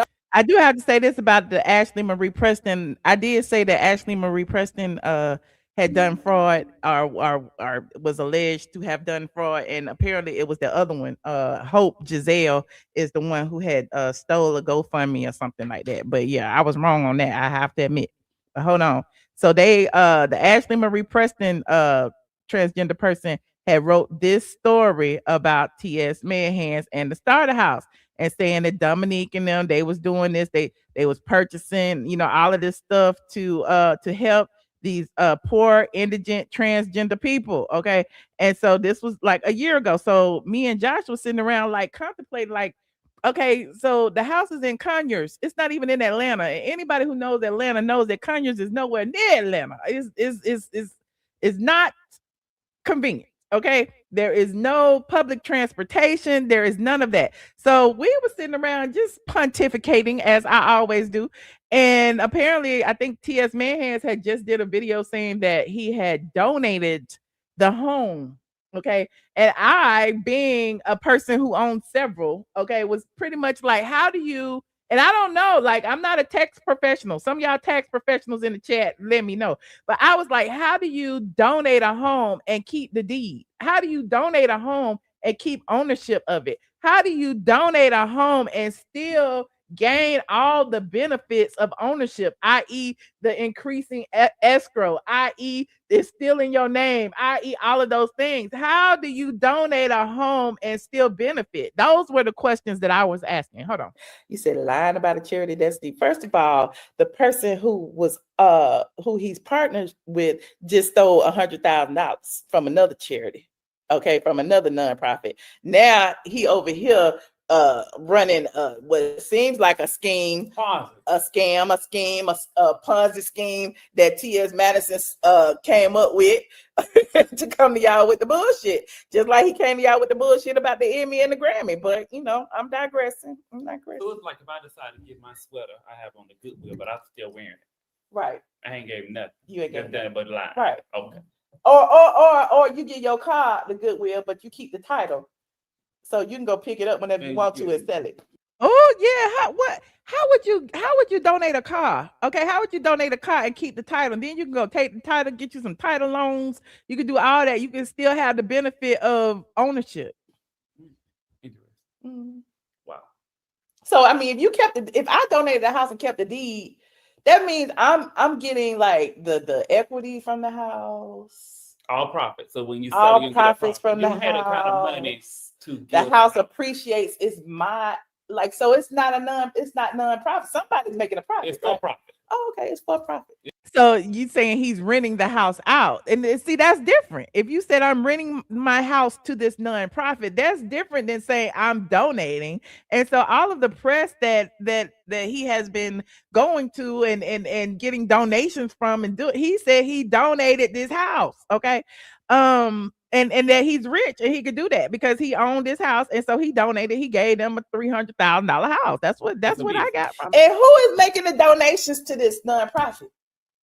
Like, the people make donations. You know how people make donations to the Red Cross, Goodwill. They probably said she probably can't.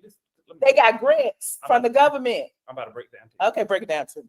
Let me tell you what happened. Okay, this girl who used to run the nonprofit organization said, "Look, Madison, I used to scam for my job, and the money that the government would give grants and stuff like that, we can take this and do this with your house, and you can benefit and live off the proceeds. And we both been split it.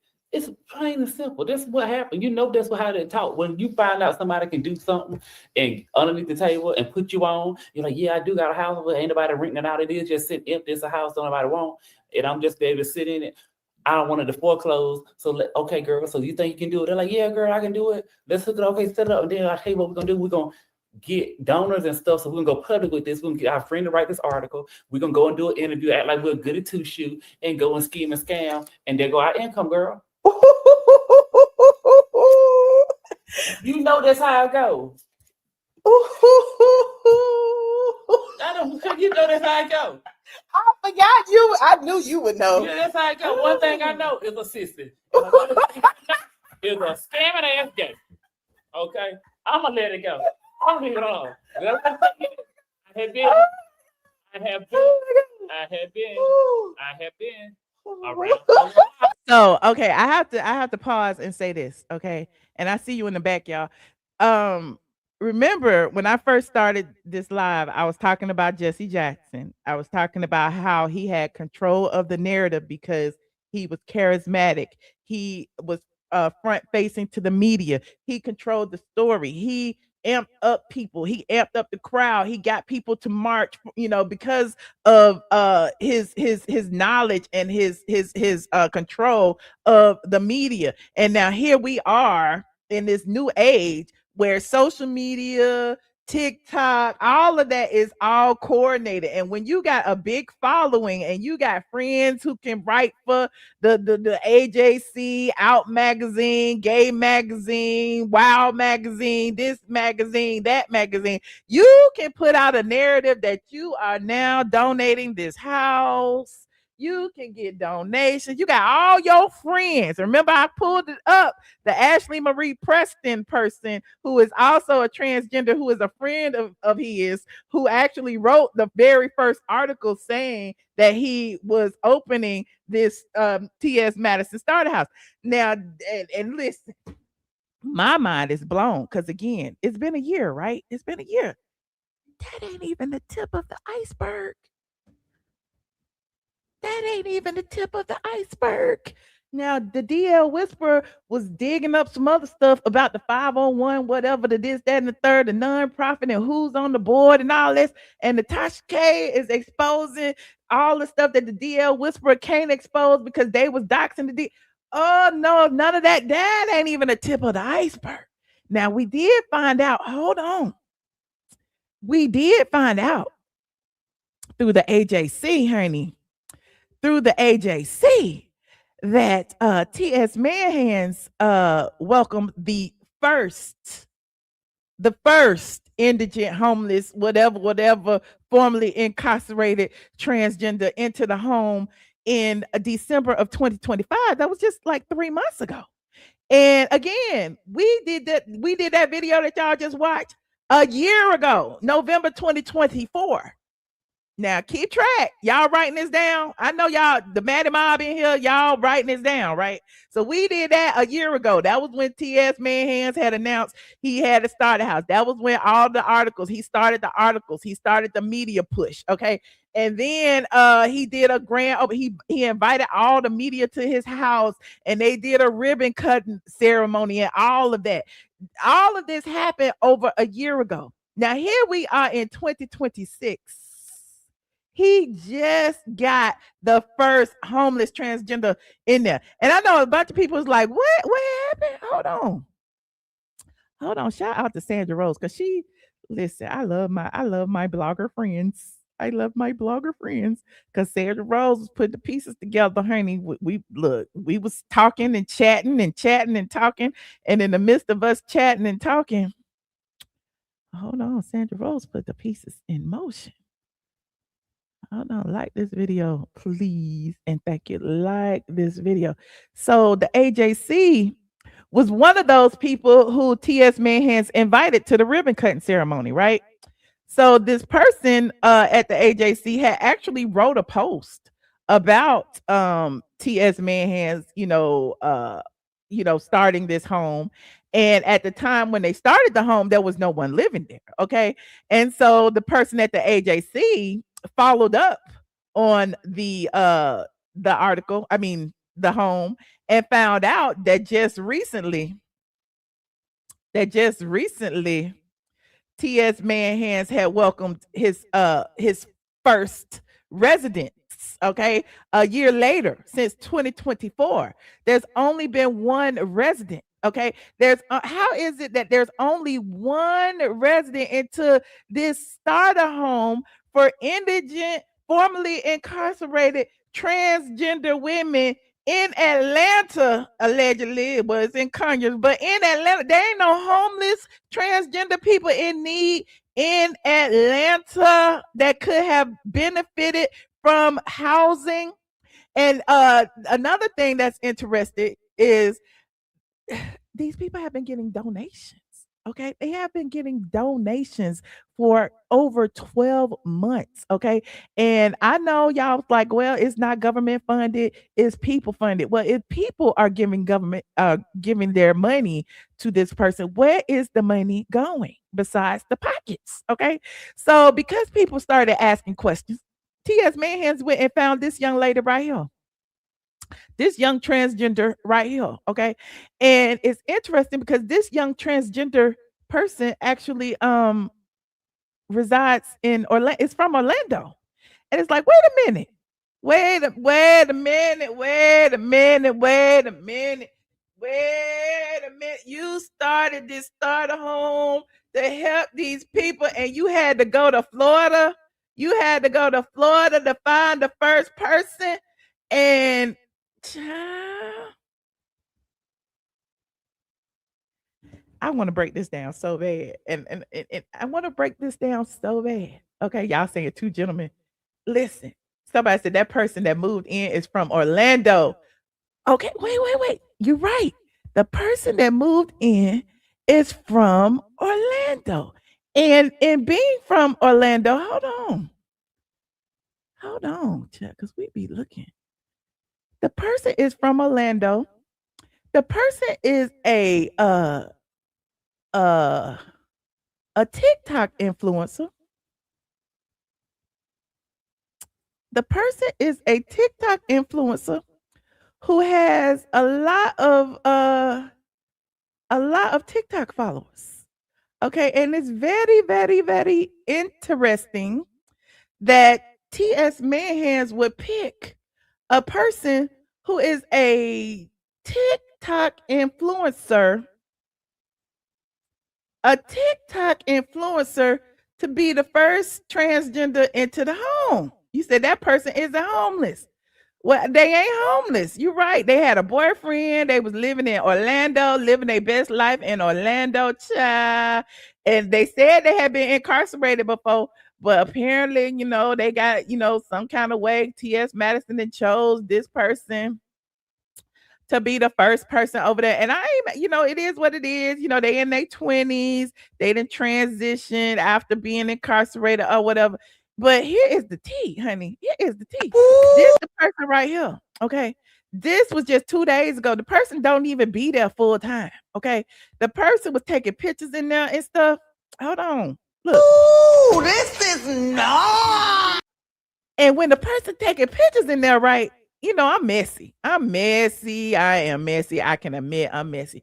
The person taking pictures in there, right? The house been empty for a year, right?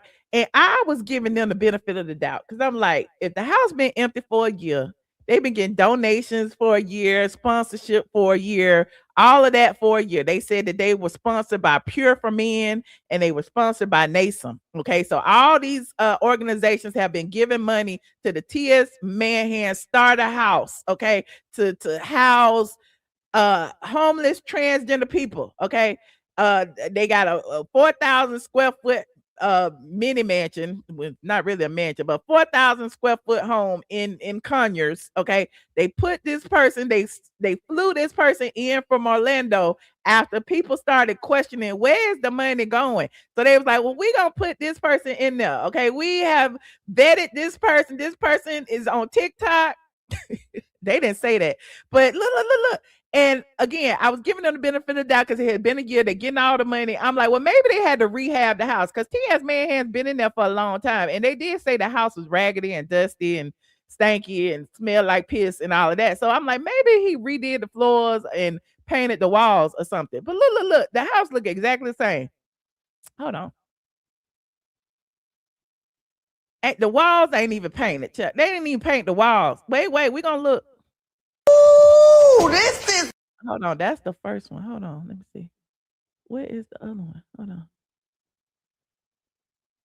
Oh, there it is right now. So this is something I usually don't do, but I'm doing it today. Yeah. So guess what I'm at? Guess I woke up at, y'all. Look. No, it's a transgender person. Yes. Look, the the piss stained furniture is still right there. I was about to say something else, but you know this YouTube. The stained furniture is still there. The same furniture, the same walls, child, the same light fix. They ain't did nothing. They ain't painted the walls. They ain't did probably just mopped the floor if they did that. It's like, can y'all imagine just waking up here every day? Look at me in my robe. Can you imagine? Y'all hear the echo? Ain't nobody in the house. Look at the green wall, the green, purple, red, yellow walls. Just coming to eat fine, you know, dining here at the table. Yes, the stairs, the little office. We can do our work. That's my room. Don't look in there. But yeah. You just made it into a sound stage or something. Hold on, just took the money. Hold on. This is just phenomenal.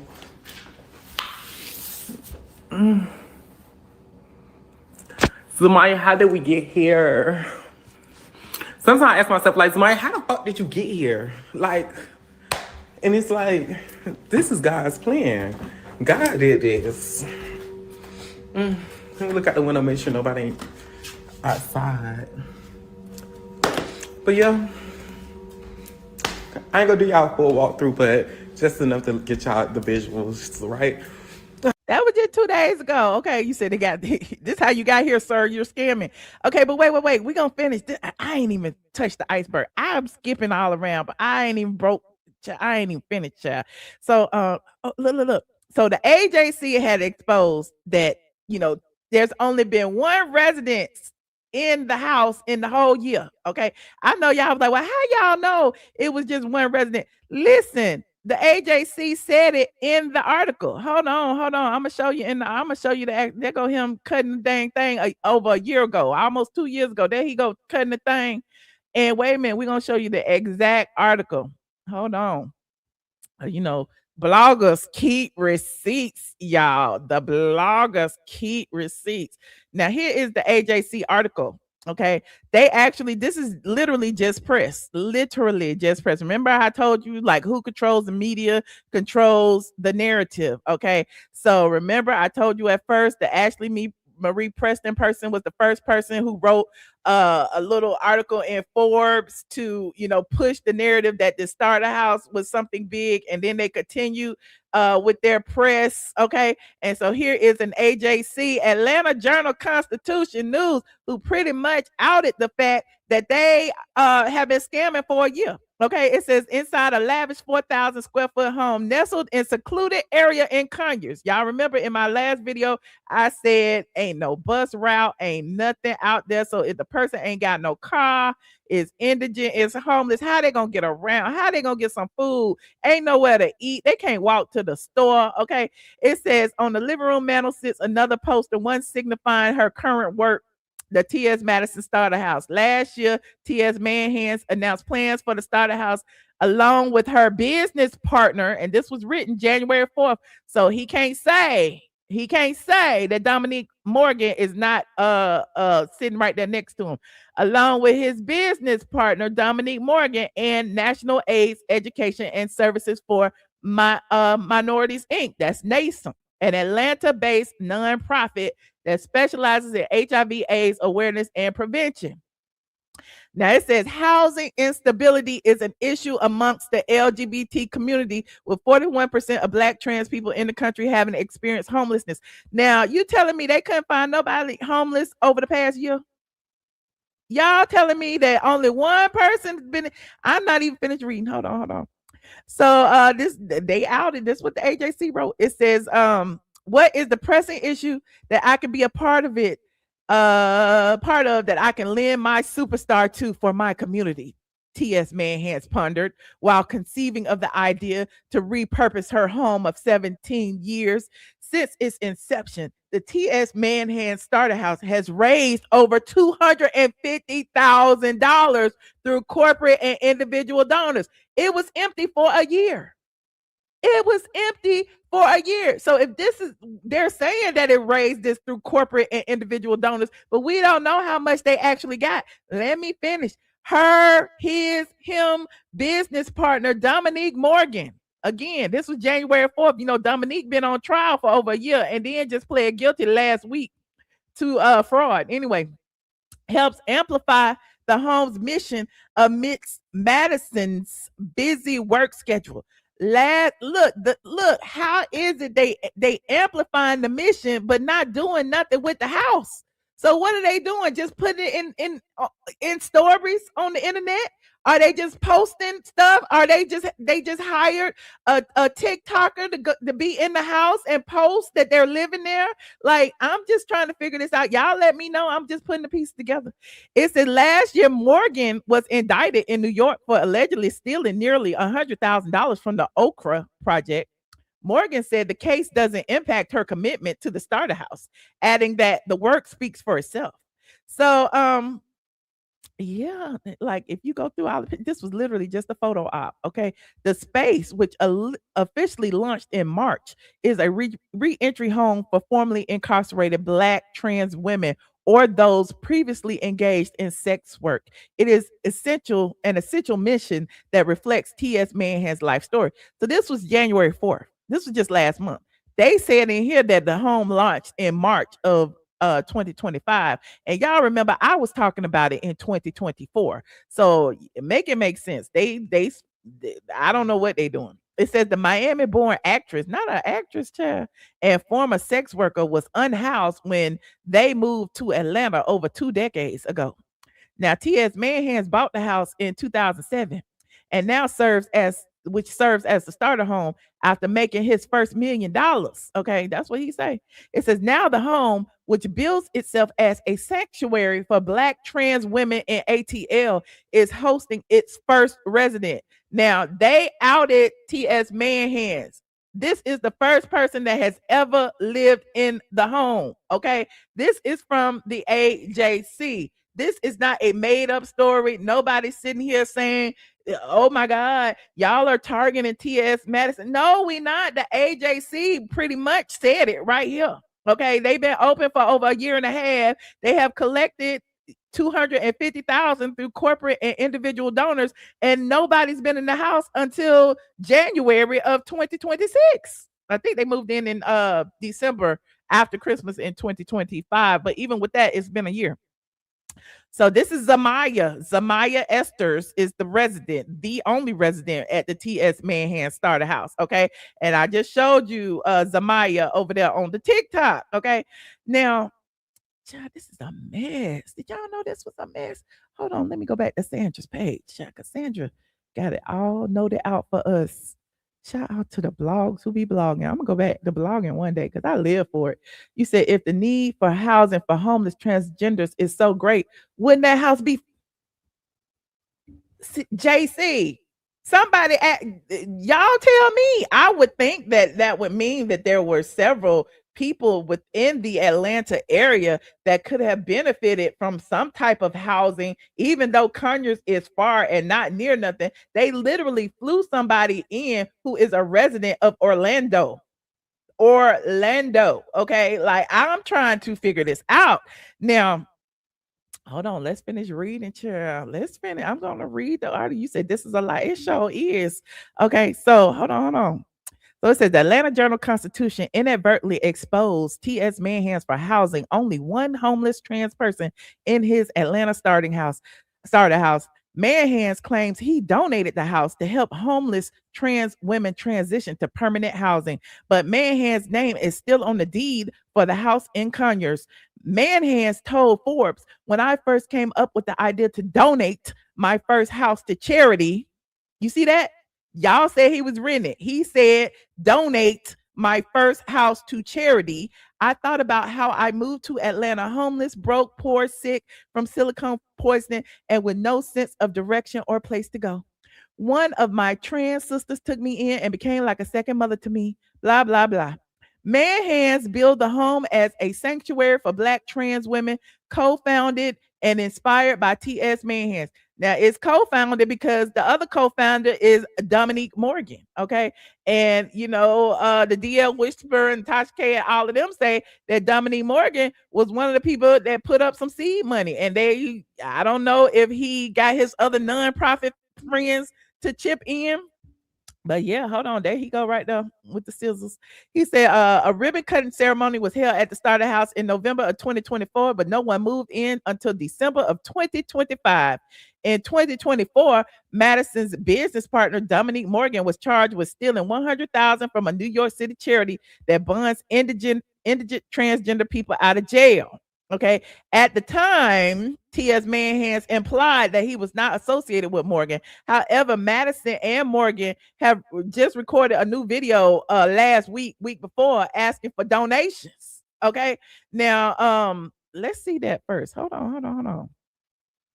Child, she got everything. Hold on. There go my video. Look. Hold on. This video was posted. Let's see what this says. This house is. Hold on. Y'all know the drill. Copyright disclaimer in section 107 of the Copyright Act. Oh, let me see what's going to happen. Hold on. There you go. Okay, that he in there. There you go. It said T.S. Madison is turning his Atlanta mansion into transitional housing. Okay, let me see. Nearly 1 in 3 transgender people in the U.S. have faced incarceration in the past 5 years. Okay, this looked like a setup. This looked like a setup. Nobody's lived there in a year. Then you got World of Wonder doing this trailer. What is this trailer for? They sold a house or something. Y'all right. Copyright disclaimer section 107 of the Copyright Act. Allowances made for fair use. I'm researching. And then they show Dominique and T.S. Manhands, quote unquote, interviewing Zamaya. Hold on, look. Somewhere that I can come and feel like people understand. They don't know each other. They're not business partners. They're not in this together. This don't have nothing to do with T.S. Madison. I don't know why y'all keep bringing T.S. Manhands into this. He has nothing to do with Dominique stealing money. Okay, he has nothing to do with it. But this is all a stunt and scheme and a scam. Like, why has this house been empty for so long? Why did this just come out a week ago on the Wild Network over there? Isn't that what's the name? What's the name? RuPaul and them in the Wild Network. In that RuPaul and them, they just sold the show to RuPaul and them about a stunt and a scam, a house that don't have nobody in it. So they had to go find somebody to put in it. They just moved into it last month, and so then they put this video out. What did they have to do? Sell the show idea first? What happened? Not just the prison girl. Just hearing her say that all I need is a stable place to lay my. All I need is a stable place to lay my head, even though she a TikTok influencer with 50,000 subscribers over there on TikTok. She be over there going live on the TikTok. She been a TikTok. People know her from TikTok. If you go and look up under the comment section of this video on Instagram, people are saying, oh, that's Zamaya. I know her from TikTok. That's how I found out the girl was on TikTok. But I mean, people can be homeless and be on TikTok though. But you flew somebody in from Orlando. You tell me you bypassed all the homeless transgenders in Atlanta for this. I had to start over again to do right. The girls could thrive here. Child, how you stealing from your whole community? 2 big burly gentlemen. How are you stealing from your own community? I thought you were supposed to be helping the transgenders. Community leaders and advocates. They said that cis women They be turning away the transgenders from the homeless shelters. That's what they said. And they said that the cisgender women get accepted and the transgender women get kicked out. And now they open you see this, a safe home for Black transgender women. They was on the ANF network and everything. They compiled all of this news footage. They had a media day and everything. They had all of these media people thinking that this is a legit organization.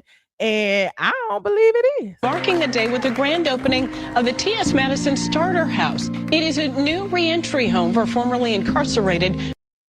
So why is it that the person wasn't living there immediately? Why it took a year to move in?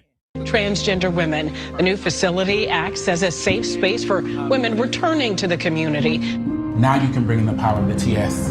And they taking pictures like all these people was in the house, but all of this was on the media day. Amplify. Transphobia affects all women. Hi, I'm T.S. Madison, and I am one of the founders of the T.S.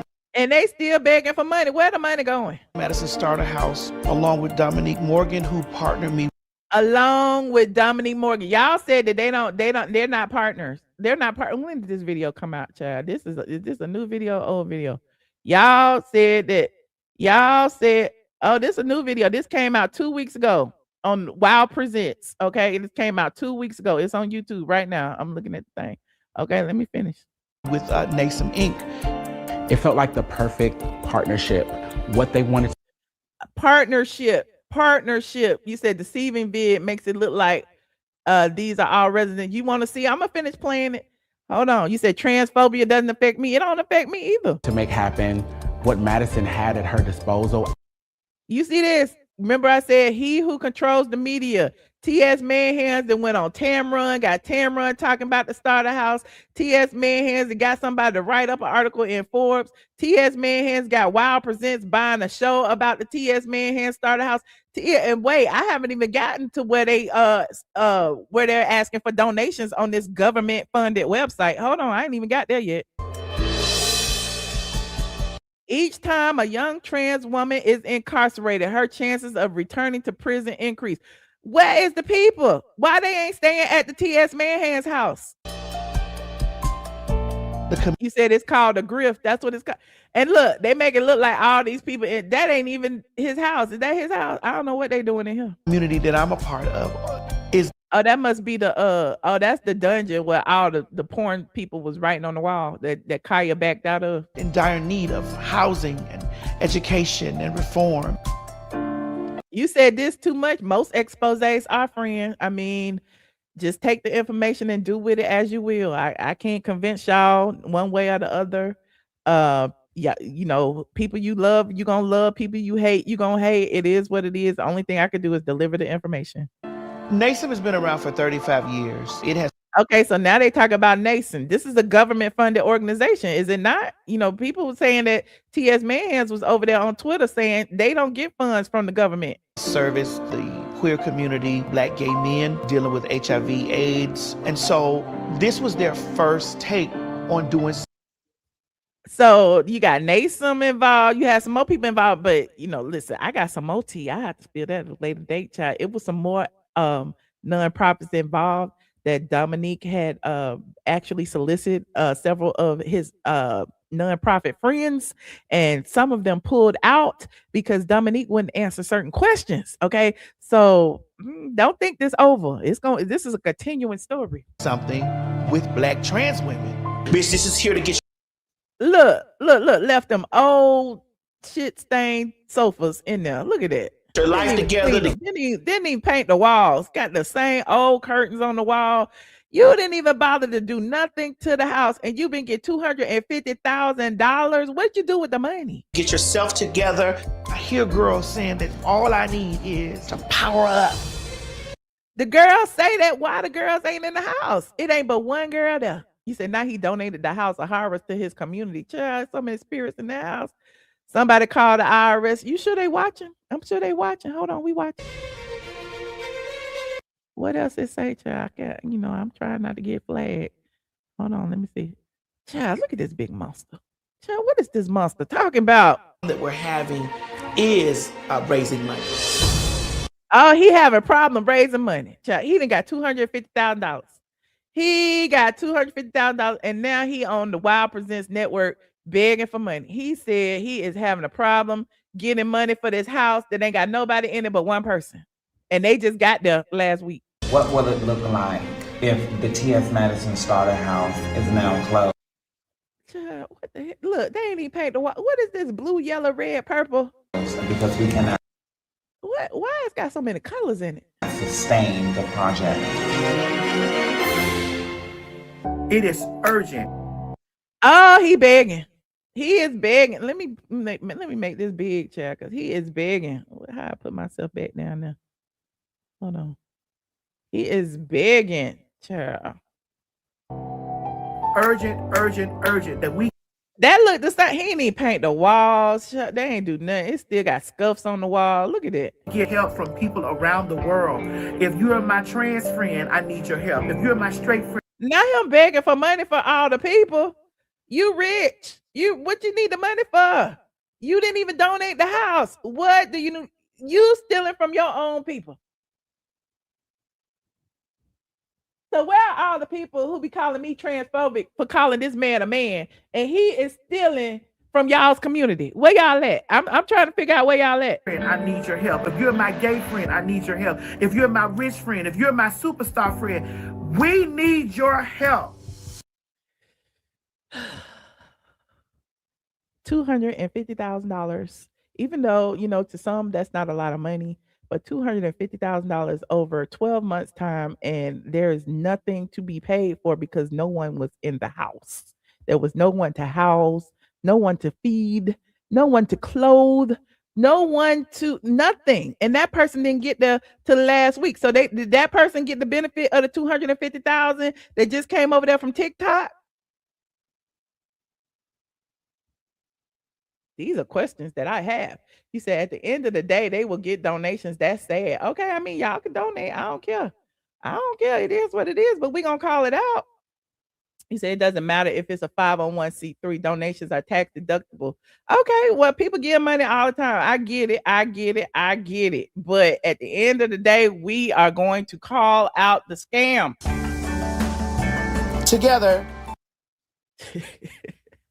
Together for just $1, you can support a homeless trans person that will never, and we're gonna make up their name and put them on these documents like Dominique Morgan did.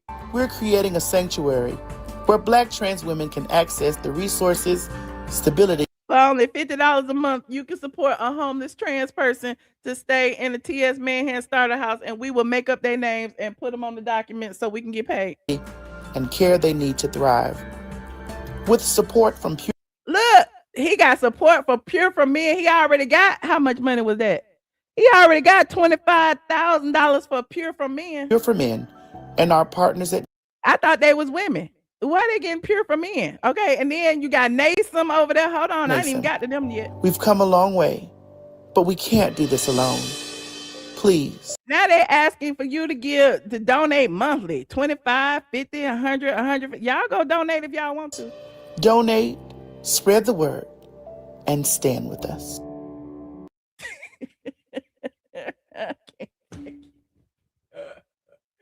I talked about this a year ago. I'm not even finished. I am not even finished. We just getting started. I had put the link in the chat if y'all want to call in. But look, hold on. I ain't even finished. Hold on. So I showed the little video. Okay. Now, as you know, Tasha K did a video highlighting the potential fraud, re-highlighting it. Okay. And you know that T.S. Manhands had his attorney send Tasha a cease and desist.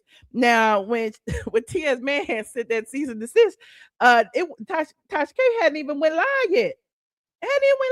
And it's not like these accusations had not even already been flying. They had already been circulating, child. And Tasha posted the video anyway, and it's gone. Okay, but the gag is, and this is, look, according to Sandra Rose, the AJC wrote enough information to expose Madison for hosting only one resident in the starter house since 2024. It was already in black and white on the Atlanta Journal-Constitution. And those real journalists over there, they might not call you out originally. Okay, but they gonna document it and have a paper trail to call you out later on. The AJC came to the media day. The AJC wrote in just last month that the first person was already there. The AJC is keeping track of this, and watch, the AJC gonna report when the feds pull up too. Okay, now just last month, okay, here it is right here. Zamaya, I showed you, is the Starter House first resident. She's a TikTok influencer with over 49,000 followers. Zamaya is the only resident who has ever lived in the house. The worst part is Zamaya is a TikTok influencer who actually lives in Orlando, Florida, and there are plenty of homeless trans people in Atlanta. Okay, TS Manhands has accepted over 250,000 donations for the Starter House that we know of. Okay, now I'm gonna pause right there. Okay, I'm gonna pause right there because T.S. Manhands went to his platform and said it's his house. He could do whatever the fuck he want to do with it. That's what he said over there on TikTok, right? And I guess you're right. You can do whatever you want to do with it, but we also can call you out for doing what you're doing. Okay, now hold on. I'm gonna show you this.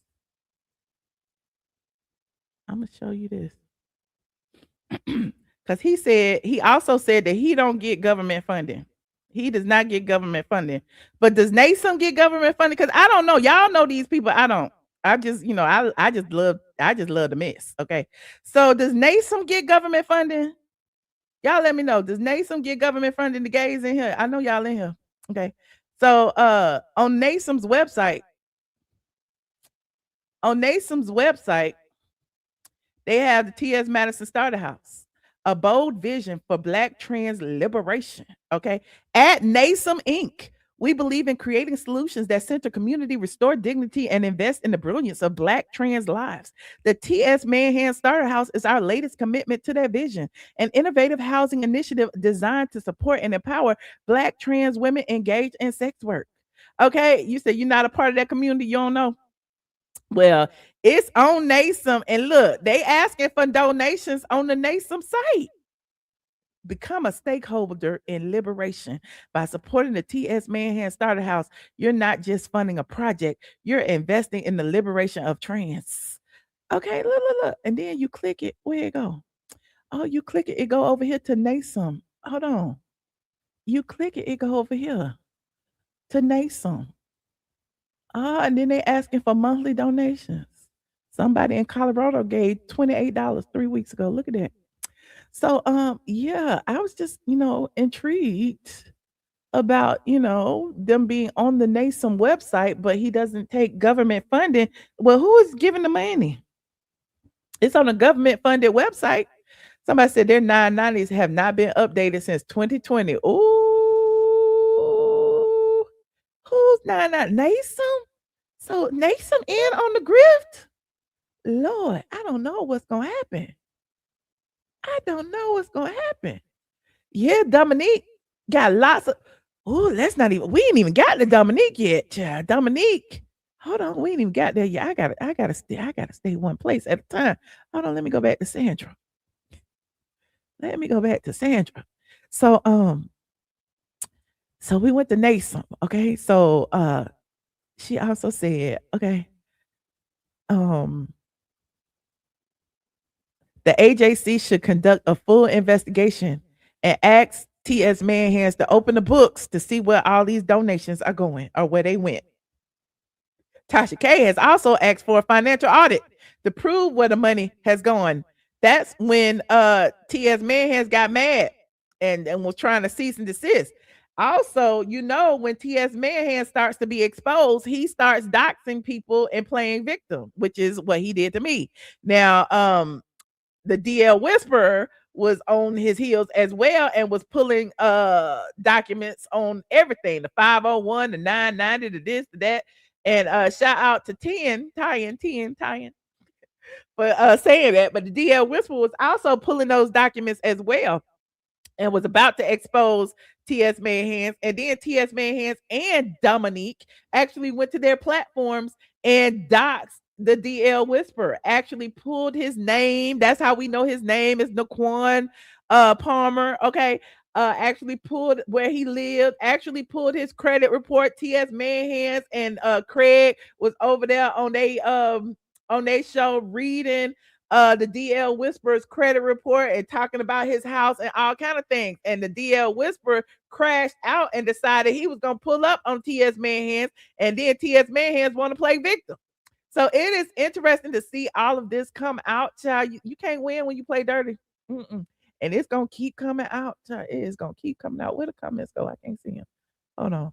It is going to keep coming out. Hold on. You said Dominique should take TS right with. Okay, look. I ain't even finished. Okay, so we was reporting on Dominique because Dominique just pled guilty last week for the fraud charge, the larceny, the stealing money, whatever they was charged with, whatever they say he did that shit. Okay, and so now he's scheduled to be sentenced in April.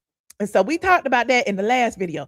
Now, people are pulling receipts about Dominique now, actually claiming that they was lying on him. Hold on. They were saying that they was lying on Dominique. Hold on. And apparently they wasn't. Where is it? Here it is right here. This is 20 minutes long. But he was saying in this video, let me see if I could get the summary. He was saying in this video right here that has been immortalized on YouTube and that he posted, that he streamed on his live about 6 months ago, that his court case was fraudulent. He said that they ain't have no proof. That's what he said. Okay. He said they ain't have no proof and that he was waiting on them. Hold on. You said the washer and dryer in there. Shout out to John Edwards. Thank you, friend. The washer and dryer might be over there, child. They is some scamming suckers, ain't they? Oh, they scamming. Hold on. He said wait a minute. What did he say?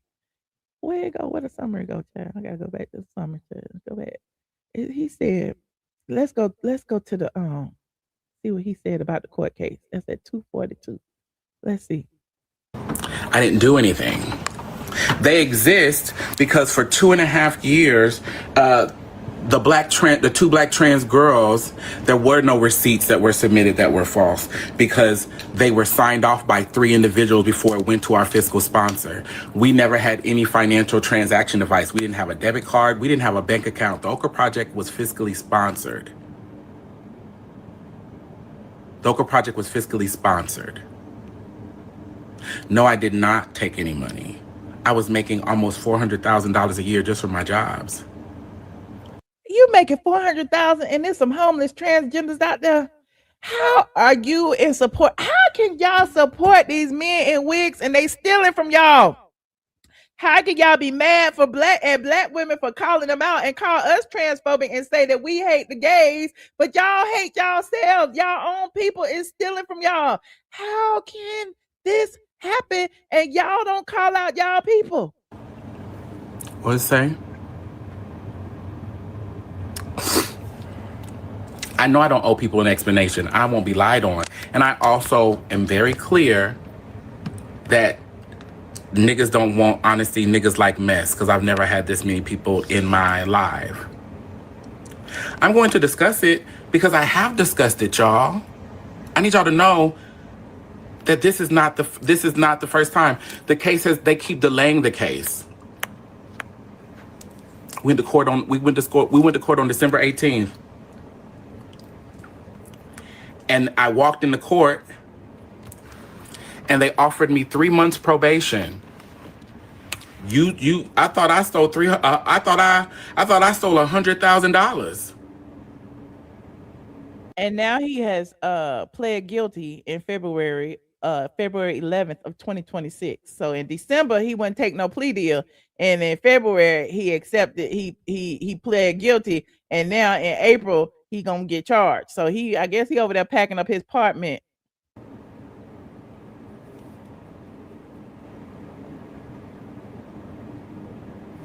I was like, no, I'm not taking no fucking probation. I'm not doing that. That's ridiculous. Where's the evidence? Where's the forensic audit? I still haven't seen discovery. The gag is they claiming he took 100. He probably took more than that. I still haven't seen discovery.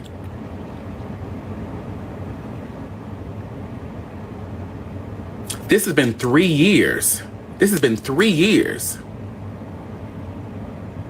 So then there was court on February 5th. They told me I didn't need to go there. They had court on March 5th. Then they pushed court to June 11th. 2 days before court, my attorney, who I've paid for, because Lena was like, oh, we're fundraising to pay for it. Bitch, are girls slow?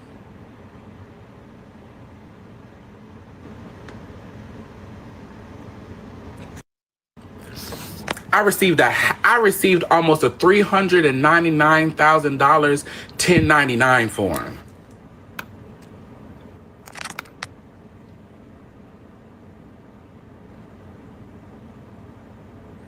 So you're gonna have to walk it out. You're gonna have to walk it out. And for me, that means that, yeah, you can go in there and see the court date. Bitch, I don't know in what world you think a bitch like me, they're gonna let me get away with some shit like that. They didn't. So here's the thing.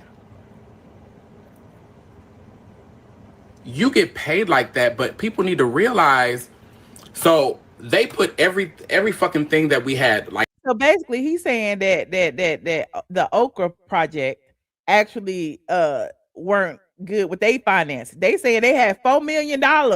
They were getting in donations and contracts and grants and everything. So I guess he figured that little 100,000, they weren't gonna miss it. Like reimbursements for tickets, they put that all under earned income for me. But also, I need hoes not to play with my motherfucking resume. And furthermore, what I want to also say is, what I did first was I gave all of them a raise. Gabrielle, I gave her Gabrielle's. I have a belief that as an executive director, the salaries of every staff member should be no more than 20%.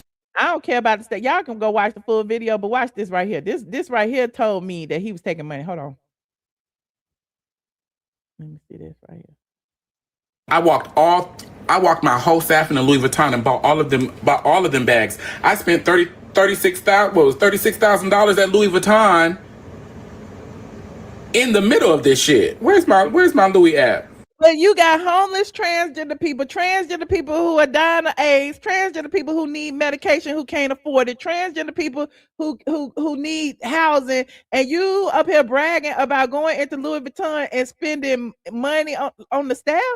Y'all keep saying y'all can't see stuff, but this is shit that's been bothering me, y'all. And I'm not going. And I'm at this point we just twerking. But hold on, what is? And he was telling on himself. Is it my certificates, my appointments, my orders? I need to look at this. In store. Can y'all see this? This is what day is? Yeah, we see you spent $25,000 at Louis Vuitton, and we see boxes and all kind of shit in your background. You was not a $25,000 bag type of bitch. Is this January in store? Does this let me open it up? This was on.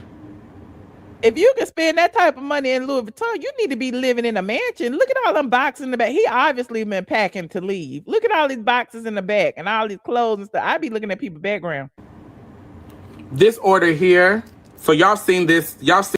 Look at this. He spent $3,600 right there. He spent $17,000 down there. He's spending money in the Louis Vuitton store, and he's bragging, and he's working for a nonprofit. This is out of his mouth. This is out of his mouth. Seen this bag? I carry this bag. This was like the end of June. I spent $18,000 that day in Louis Vuitton and took these bitches in there because they was walking around with Michael Kors bags. And there's no shade to a Michael. And no, you're not shading people about their bag. And you got unhoused trans people who don't have a place to stay and still don't. And you taking a Kors bag. My point was, if I'm going to be a black, stopped. And then on October 29th, this shit happened to me. I walked in there that morning and they told me, they were like, we want to meet with you. I was like, oh, finally, we can have this conversation. I walked in and they had put this shit in front of a fucking grand jury. I had never been Okay, as they should. As they should. You over there spending $17,000 in Louis Vuitton and you are working for a nonprofit. As they should call you to the carpet. What the hell? They can only count the 100,000. They can only account for that. They probably know you took $1 million. Okay, that's what I'm saying. This is a mess. Interviewed ever. Borealis knew about this because these bitches have been stalking me for years and fucking with me.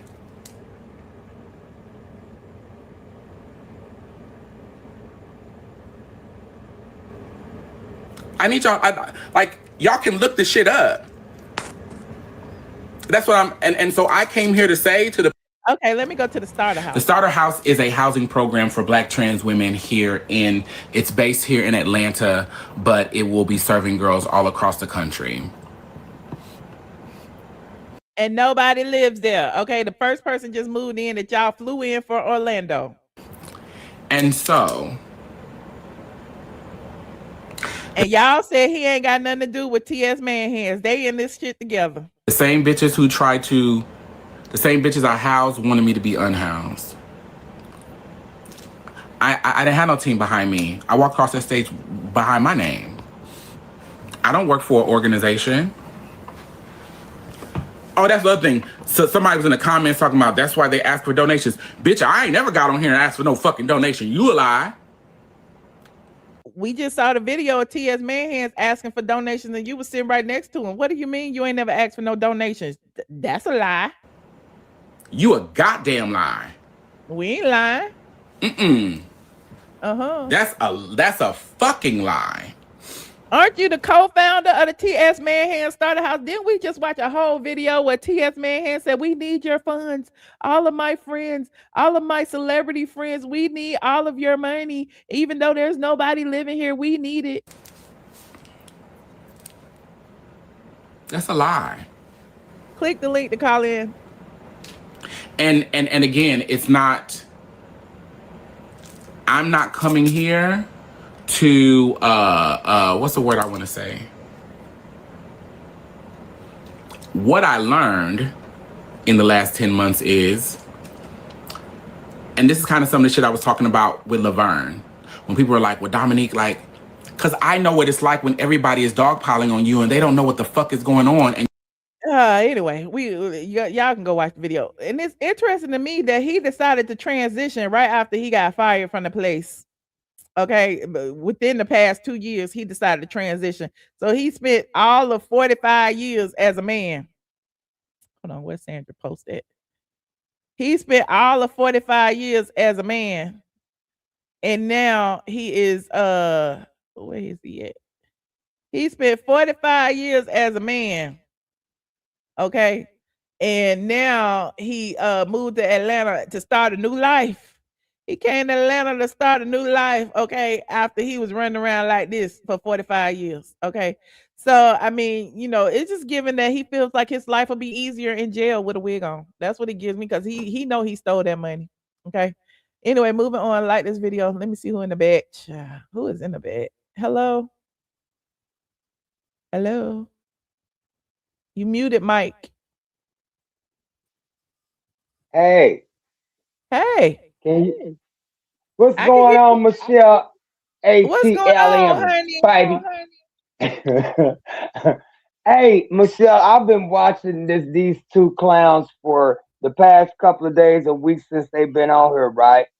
Uh-huh. And shout out to the Tasha K girl, lady. Uh-huh. Shout out to but I just got a few things to say, you know, because I did something on this stuff too, because you know, my best friend was well, but you know what, Michelle, my thing is if they transgender, how can they be trans? Because when I was coming up, you know, they were called drag queens, sissies, the gaff word, you know, just turn it around, and punks. Isn't there a difference like between someone who wants to like live their lives 24/7 as a woman and someone who dresses up as in drag for like shows or whatever? Isn't there a difference? Well, when I was coming up, you know, I left home at 15 and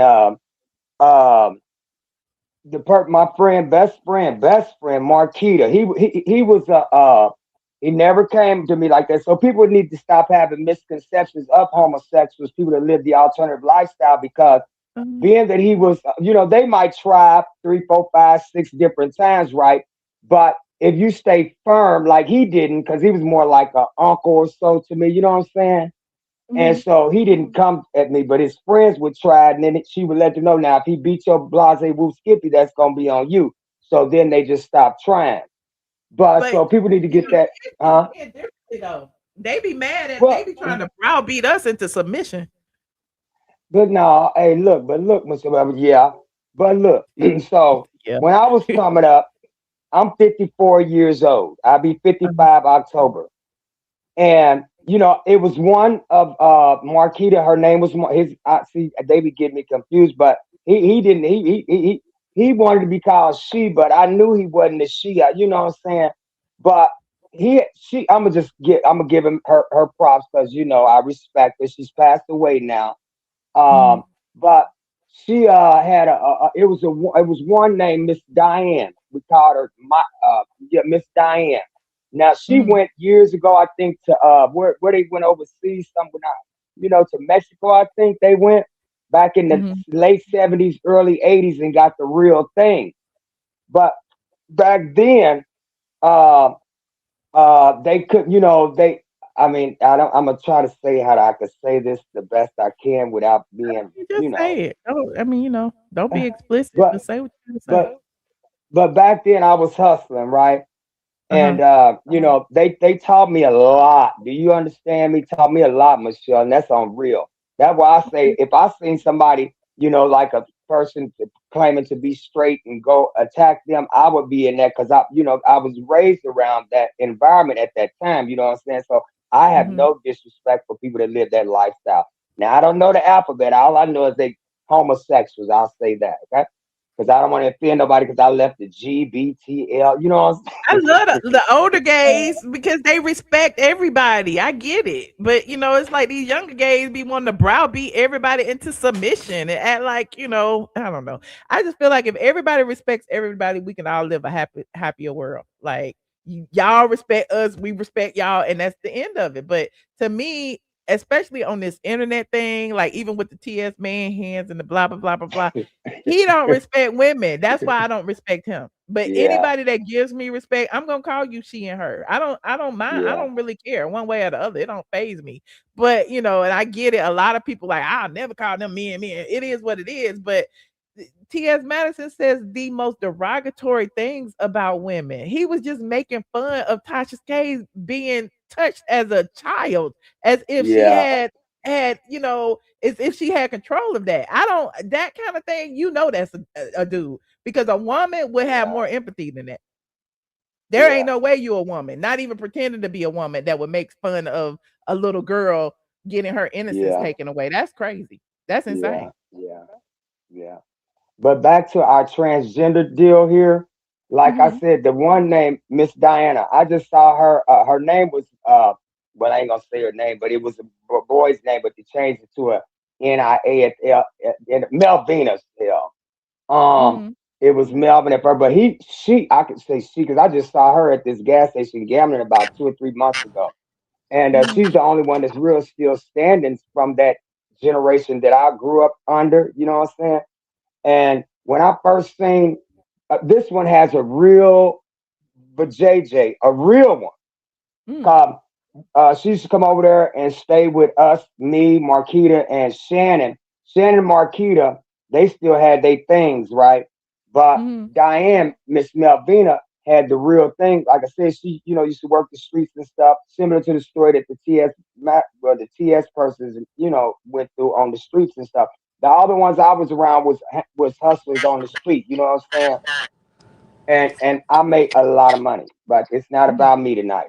But look, so when she went over to Diane, Miss Melvina, she go by Diane now. But Miss Diane had went over to Mexico and got the thing, tucked or however they do it. I don't know. I couldn't believe it, because I was only 15 years old. Because I'm like, you Okay, where still we sound going? like Where we going, Mike? Where we going? Land the plane. they still I mean, they spend all that money and still got to get done, and they where the stuff comes out the back. So you think T.S. Manhands was taking this money to get surgeries? Where the money go? Okay, let's get back on that. Now, Please. from what I was listening to, this Dominique person, but but like you played this clip tonight on the TS person, Uh-huh. I mean, that's nothing but fraud written all over it. At first you say that you didn't have no what you call it, no type of dealings or relationships with this Dominique individual, but the facts are to remain the same. So do we trust and believe anything that you say in the future because of the simple fact you came onto your platform or whatever platform that you came onto, I don't know, person. If I wanted to donate to your organization and then all these different receipts are coming up and they're not allegations, they're facts. You know why they're facts is because they're coming out of your mouth. You know what I'm saying? It's not coming out of Michelle's mouth. All she's doing is reporting the news. You know what I'm saying? So all Tasha K is doing is reporting the news. All anybody else is that's on to you that know now that you are looking to be fraudulent. Can you answer this to me, TS? Why would I support you and give you anything? And being a person that grew up around people that lives the alternative lifestyle like yourself, and I take that to heart because that's a dagger in my face because I love the community, you know what I'm saying? Not that I participate, you know what I'm saying? But I support them in any way that I can, but all I have to say is this: you wrong, you raunchy, you funky, and it don't smell good. You know what I'm saying? Because if you coming on her and then that, like somebody said, if two nonprofits came, like the Dominique individual supported your starter house, and your starter house is allegedly a nonprofit. It's not allegedly because that's what you said. So if they're if the Dominique is whom is a nonprofit is going to support your nonprofit, I didn't think it worked like that. So can you answer that for me, Michelle, please? Because I don't know. Just answer that for me. How does that work? Can that happen? I don't know how it works. I'm just trying to figure it out. Oh Well, thank Lord. you so much, Michael. I appreciate you calling in, friend. You welcome, sugars. All right. Have a good one. Hold on. We got Keontae. Keontae, what's up, friend? Hey, Michelle, girl, I'm gonna speak for the chat real quick. Mike, that was too much. You was losing the plot, babe. You was losing it, babe. I was like, oh my God, Michelle, come on, girl. Put me up there. I want everybody to have a moment. You know Yeah, what I'm okay, saying? but I'm not. that was a long moment. Just like Yeah, this he had to moment go has finally around the way. come That's where okay. TS is. I'm that way too. That's why I understood. But yes, Michelle, Look, when you I get have a to a few certain things I want age, to say you real don't you quick. don't know how to stay on track. You be over here, over there, and I get it. So Okay, yeah. well, I'm gonna stay on track. I got just a few things I want to say. First, I wanted to say I've been watching you for a long time. Love the content.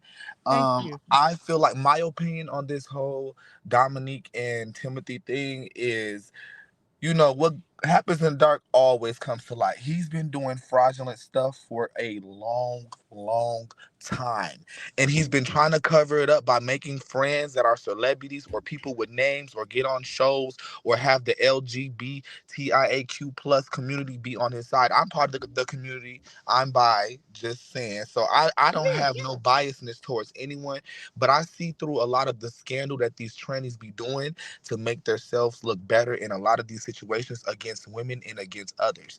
Just like this DL Whisper situation, a lot of the media, they have been on these people's side, posting up like on their side, not posting all the facts. And I've literally only seen you and the other lady. I ain't gonna say the name, Okay. but You can say the it. other It's fine. lady, talking We about it. cool now. And You can say her name. okay, Tasha K. So you and her, like, y'all been the only outlets for real that has been posting about it. And if you Yeah, peep, because I don't like. That's why I said he who controls the media controls the narrative. That's now why I listen to started with the this. Jesse Now listen Jackson to back in this. the day. He was in front of the cameras because T.S. Manhands is not to compare him with Jesse Jackson, but at the end of the day, he's getting his friends and all of these people, the Gay magazine, the Out magazine, the Wow, the this to report things from his perspective. Even the Shade Room, And he did listen, it to I was just gonna me. say that. Listen. Yeah. You remember 2 years ago? like recently, TS was going on rants about the shade room. Oh, they never post me. They only post me when it's negative. Ever since, mind you, not when Flame just went on there like a few days ago. Ever since Flame went on there that one time, TS has tried to make it his business to get on there, to get cool and connected with them. And now look at them. Now they in bed together. Now they're posting content about him in a negative way towards Naquan Palmer, which is the DL whisperer, to put TS in a light of he's such a good person. But really, you've been doing this scandal for a long time. Yeah. And it's just so crazy to me. And Michelle, I ain't gonna lie, girl, I be watching your content every day. And I'm so happy I caught your live to just watch it live. I caught it a little late. I just got here like 30 minutes ago. Child, we went. I didn't even think this live was gonna be this long, but I had to go through the rabbit hole. Girl, that's Mike, girl. But yeah, girl, I'm gonna keep watching in the chat. I'm gonna let somebody else join. I love you down. Love you so much. Love your content. Love you too, friend. Thank you for watching. I appreciate you. You're welcome. Have a nice night, babe. You too. Bye-bye. Hold on. Shout out to Keontae. Hold on. We got Katie in the building. Oh, Lord. You know Katie about to read.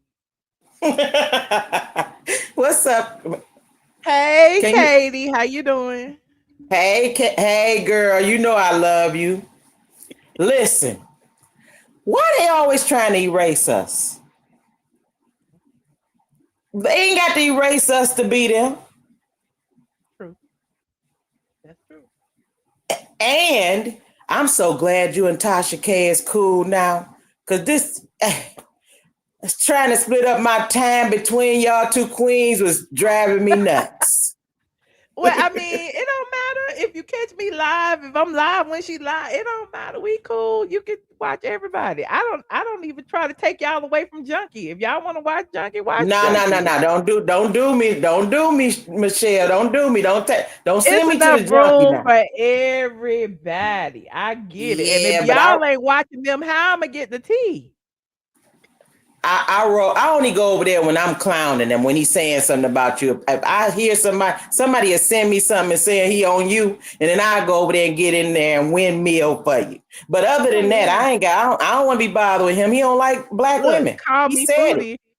I always have people in my DM. Call me Foodie. Text me, or not text me, was in my Instagram DMs earlier today around 8 something, said, now why, wait a minute, where you go?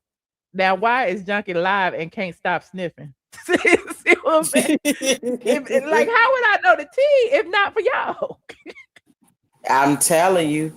And it's a couple, it's another person that's a blogger that was shouting you out too. He was like, now, I don't know her, but she be telling the truth. That Michelle ATLien girl. Okay. Like that Michelle. So I'm like, and I'm in this chat. You right. She don't mind you getting her information long as you shout her out now. Yeah. You're like, I'm always going to give credit. But Michelle. I try to give credit wherever I get it from. So I'm like, it's only fair. Give me my credit. You always do. But this Kandi situation, Kandi really trying to step on Nene, I think. Nene getting credit. So now she out here in the public. This ain't really about her situation. Nene getting too much of a shine here. Oh no. Her information is kind of dead. About Nene these past couple of weeks. But my thing is, like, the press that she did, it was for nothing. What is it for? But don't they supposed to be coming out with Nene's and them trader thing? No, not traders. It's girls trip. But that ain't until like November sometime. We don't even know when it's coming out, child. Keep me up on it because I don't want to miss that. I want to make sure all my TV's on it. Because the Atlanta Housewives is gonna come first, and then the girls trip is gonna be after that. Oh, we don't even know when Atlanta coming. You know, I think somebody said it's gonna be April, so we'll see. And Michelle, before I forget this, I want to talk about this daddy of Fantasias. What's wrong with all of these family members? Always got something to say about the person that's making the money. Where was he at when that girl was? Where was he at when that girl was broke, and her old man was beating her up when she? You know what I'm saying? Where was he at then? He wasn't out here in the public then. I said that the So other night. I said Fantasia clearly has daddy issues because she's always chosen questionable men. You know what I'm saying? So, maybe he wasn't around with her mom. I don't know where the man was. The man said Fantasia lied on him too in the book. but that But he that mug shot but he ain't also lied. said he didn't sue Fantasia. He sued the publishing company. And then when he won from the publishing company tried to sue Fantasia, so he withdrew his lawsuit. That's what he said. That mug shot ain't lied, Michelle. That the DV mug shot. So if But her you, husband got several mug shots too. yeah, but what I'm saying is, and you said it better than me. So if you can jump in while I'm saying this, when you see your family going through that, you kind of pick the same people. You understand what I'm saying? Mm-hmm. Not the father 100%, but you normally she picking what she saw her mama go through. Mm-hmm. You getting what I'm saying? Allegedly. I get what you put down. I get it. Yeah. So and he I'm calling it out because and that's why I said two things can be true at the same time. He wrong as hell for going public with it, but at the same time, he probably telling the truth because he see himself in Kendall and he know Kendall has the propensity to do the stuff that he say he doing. I kind of believe that, but I also believe it ain't even about that part of it. I believe it's about him not being able to control her money. Look at Glorilla's sister brother, Brista. I thought, did they make up or something? I don't follow that. I know everybody's entertained or whatever, but did Brorilla and Glorilla make up? No, she said she done made $250,000 in the last couple of weeks. The Brorilla girl. There you have it. So I'm saying anytime these entitled people can't get none of the money part or the fame part or be out in the spotlight, they go to doing that type of stuff. It's people in my family I don't deal with, Michelle. When you cut people out of your life that don't bring you peace and ain't trying to do nothing, even if you're trying to help them out, this is what I'm getting from that father. He ain't in control of Fantasia at this point. Now, I don't know what this man is doing with her or not doing with her, but I'm calling out his part in this. Like, he not in control of nothing. But he done already planted the seed, friend. Because now that he done said something, now everybody looking at Fantasia and her husband sideways. You know what I'm saying? Like, you can't unring the bell. Now that he done said it, now I ain't trying to unring the bell. We gonna look at him sideways, but we not gonna let this person off the hook either. Because why is you coming out now when she done blocked you a long time ago? Yeah. And he over there on the baddest blogger page doing interviews and stuff. Child, he done responded to the response already. Whew. They addicted to the clout, Michelle. Look, I ain't got no page, but when the first time I came up here, I was loud, didn't know how to talk, happy to be on here. I'm happy to be on here now. But when you getting people giving you praise and all of that, if you getting what I'm saying, these people is out here looking for clout. Okay. And we here to catch it. But I'm just all the people following them and stuff. What they can't stop because he was over there going live on Facebook. Now everybody like paying attention to every time he clicked the button. You know what I'm saying? So it's interesting. And everybody ain't you, Michelle. Everybody ain't Tasha K. Everybody can't get up here and hold a 2-hour platform with a bunch of people staying there. If you getting what I'm saying. Yeah. You get what I'm saying?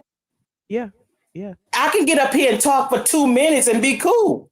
But what I'm gonna do for the other 58 minutes? I don't even be see. I'm looking at the clock like, damn, I've been talking this long. No, I'm just. I be going down the rabbit hole with y'all though. I was like really intrigued with this story. But it only felt like 30 minutes. Like you make it so interesting. Everybody, you get what I'm saying, Cher. I'm not trying to blow no smoke. I'm saying you great at what you do. Everybody can't.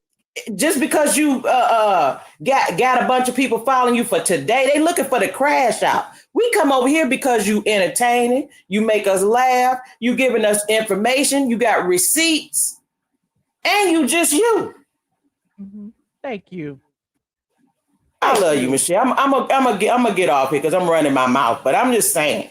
Oh, I love you too, Katie. I live for you to call, and I appreciate you sharing with me, and talking about candy and all that, and spilling the tea. And you think T.S. Manhan's going to jail? Think who? I didn't, because I pulled up this thing. I said, you think T.S. Manhan's going to jail?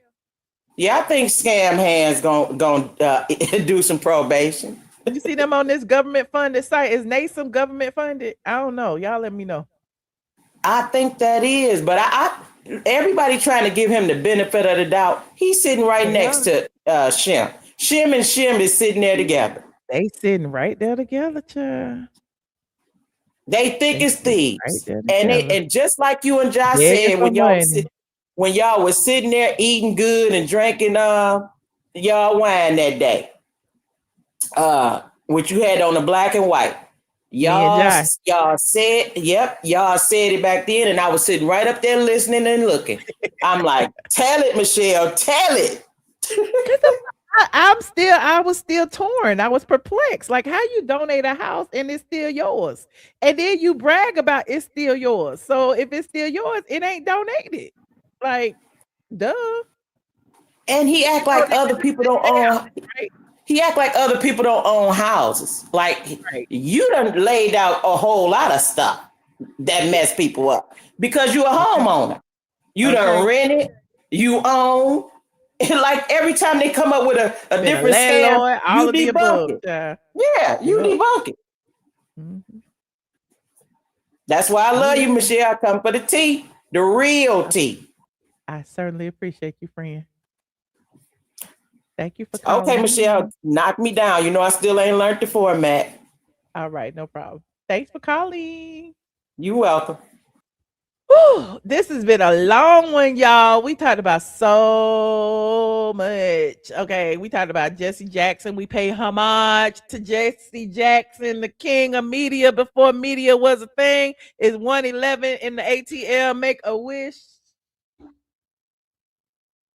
Okay, we pay homage to Jesse Jackson, and we also talked about Fantasia and her clapback and her daddy's clapback. We talked about Kandi Burruss's press tour, and we talked about T.S. Manhan's and his scamming co-founder of the T.S. Manhan Starter House, Dominique Morgan, and how they only had one person in that starter house all year after collecting over $250,000 in donations.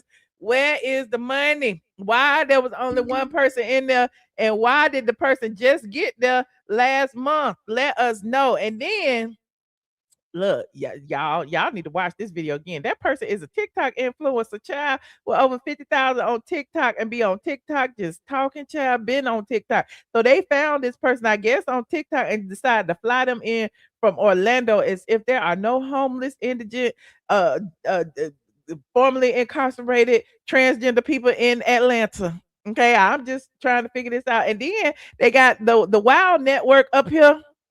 They got the Wild Network up here recording it all. They're going to put it on TV, I guess. They're going to put it over there on the LGBTQ station while they stealing and scamming y'all money. Okay, so before Dominique pleads guilty, well, she already pled guilty, or he already pled guilty and is going to prison in April. Okay, before that happens, he over here with T.S. Manhan's recording a TV show. So that is very interesting. And he actually even told y'all that he on a TV show. Okay. And then you got T.S. Manhan's over here first saying on the TikTok and on the Instagram that it's his house and he don't need your money, but then up here begging for money. Hold on, look at this. If you're my trans friend, I need your help. If you're my straight friend, I need your help. If you're my gay friend, I need your help. If you're my rich friend, if you're my superstar friend, we need your help. They need your help, okay, for this house that don't have nobody in it, okay? So they ain't got my money. Hey, Brian, how you doing, friend? Hey, what's up? I wanted to come and show my support. I I have a very small audience, but I explained to them that you are the only one with quote unquote nuts to talk about this because everybody else is going to sugarcoat it. You know what sector I'm from, correct? You already know what sector I'm from. Everybody over there is scared. They talking about Yusuf. I don't know if you know about Yusuf. That's another story you might can cover. I What don't he know. do? Well, Yusuf got caught up with the underage and the grinder and the I don't even charges. know who that is, But child. baby, Toxic Diamond. I know you know Toxic Diamond. Okay, I remember that name. Yeah. Yeah, yeah, yeah. So Toxic Diamond is cool with him, and he's part of our sector. You went out free. I can't hear you no more. Can y'all hear him? Cause the sound went out. Brian, put a one if you can hear Brian, cause I can't hear him. I'm like, is it my speaker? I don't think it's my speaker. You said, Michelle, you Cause flip some. flop one day.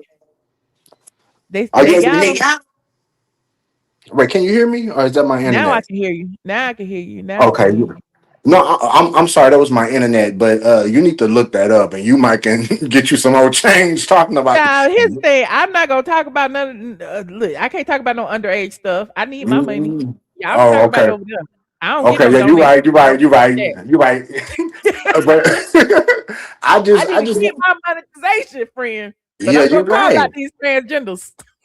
Well, I'm just glad that you're doing something that James is not doing. You know, he's cool with her. He came live and said that this is the scamming and begging sector where we was from, right? But look at your best friend. They are friends. Go to his community wall. You will see them together, cheek to cheek, and Well, you know, friends in is a loose there. term. Friends is a loose So, term. He's a fan. who, I know who. James? Isn't that a fan? No, you know who James I'm talking about, right? Spill it, boy. You know who I'm Oh talking yeah, about? I thought that was how they friends. They They look. are they are bosom buddies, Michelle. Bosom good girlfriends. And so the point that I'm trying to make is I'm glad that you're talking about this. He done talked about my dead mama. He done did all type of stuff to me, called me a scammer and this and that. And look at his friend. Look, and we ain't hear nothing from. He talked about my dead mama like a dog. They put up red shoes talking about my mama. You See, feel that's why me? I And can't deal with that sector. I can't. yeah, My hands are yeah, clean. I can't. They do too much. It's too much. yeah, Like because remember that sector was born during the whole yeah. T.S. man Kaya stuff, and when Mm-hmm. that happened, he was putting my number on the internet and driving Wait, past my house. James put your No, number. no, no. T.S. Manhands put my number Oh, on the internet and was driving past my house and sending people to my house and all this kind of stuff and having people call oh, me on the phone. So, and I oh, had to get a restraining order, and that's when me and Kaya went together to get the restraining order, and we got a mutual one on each other. So, dang. all of this has been going on forever. So, I Child, don't be trying to beef with these people. I'm I literally just understand. a blogger who spill tea and pull up documents to support it. And Yeah, when I I did that understand. with yeah, and when I did that with T.S. Madison back then, I was just getting to YouTube, if y'all remember. Like I was on my blog. And so because I was just getting to YouTube, he went and rounded up everybody, the Tasha K's, the junkies, the this person, the that person, and they were doing all of Uh, this content on me, dragging me as if I'm trying to insert myself into the T.S. Madison Kaya stuff when I'm just reporting on it just like everybody else was. My take on it may have been different because I'm a different type of blogger. Y'all know that. I pull yeah, documents, court records, yeah. trademarks, all of that stuff. Other people weren't doing that. And because I did that and it lended credibility to what I was doing, he decided to like try to tarnish me by doing all that stuff. And I say all that to say he's doing the exact same thing to the DL Whisperer right now. Well, if you guilty, a scam is a scam is a scam is a scam. Allegedly, I'm not judging nobody. We all done took a piece of candy when we was or done We something from just the pulling up grandma the cookie receipt, jar. honey. That's You all know, we doing. We pulling up the we receipt. And all. if they got all that free money, they need to answer for it. That's it. Yeah, you're right about that though, because we all pay taxes, correct? Big or small, we pay our tax. I got to file my taxes right now. Thank you, Jesus, and hope I get a little return, something back to go to the store. So if he stole that money like that, and then the thing that gets me is these people brag. That's why I don't envy nobody. What's for me is for me. If I can't get it, I don't care because it wasn't for me and I ain't never had it before. So I don't envy nobody because you never know how these people get what they're getting. They brag and boast to their audience and try to make it seem like they so much bigger than life and they living just like anybody else, child.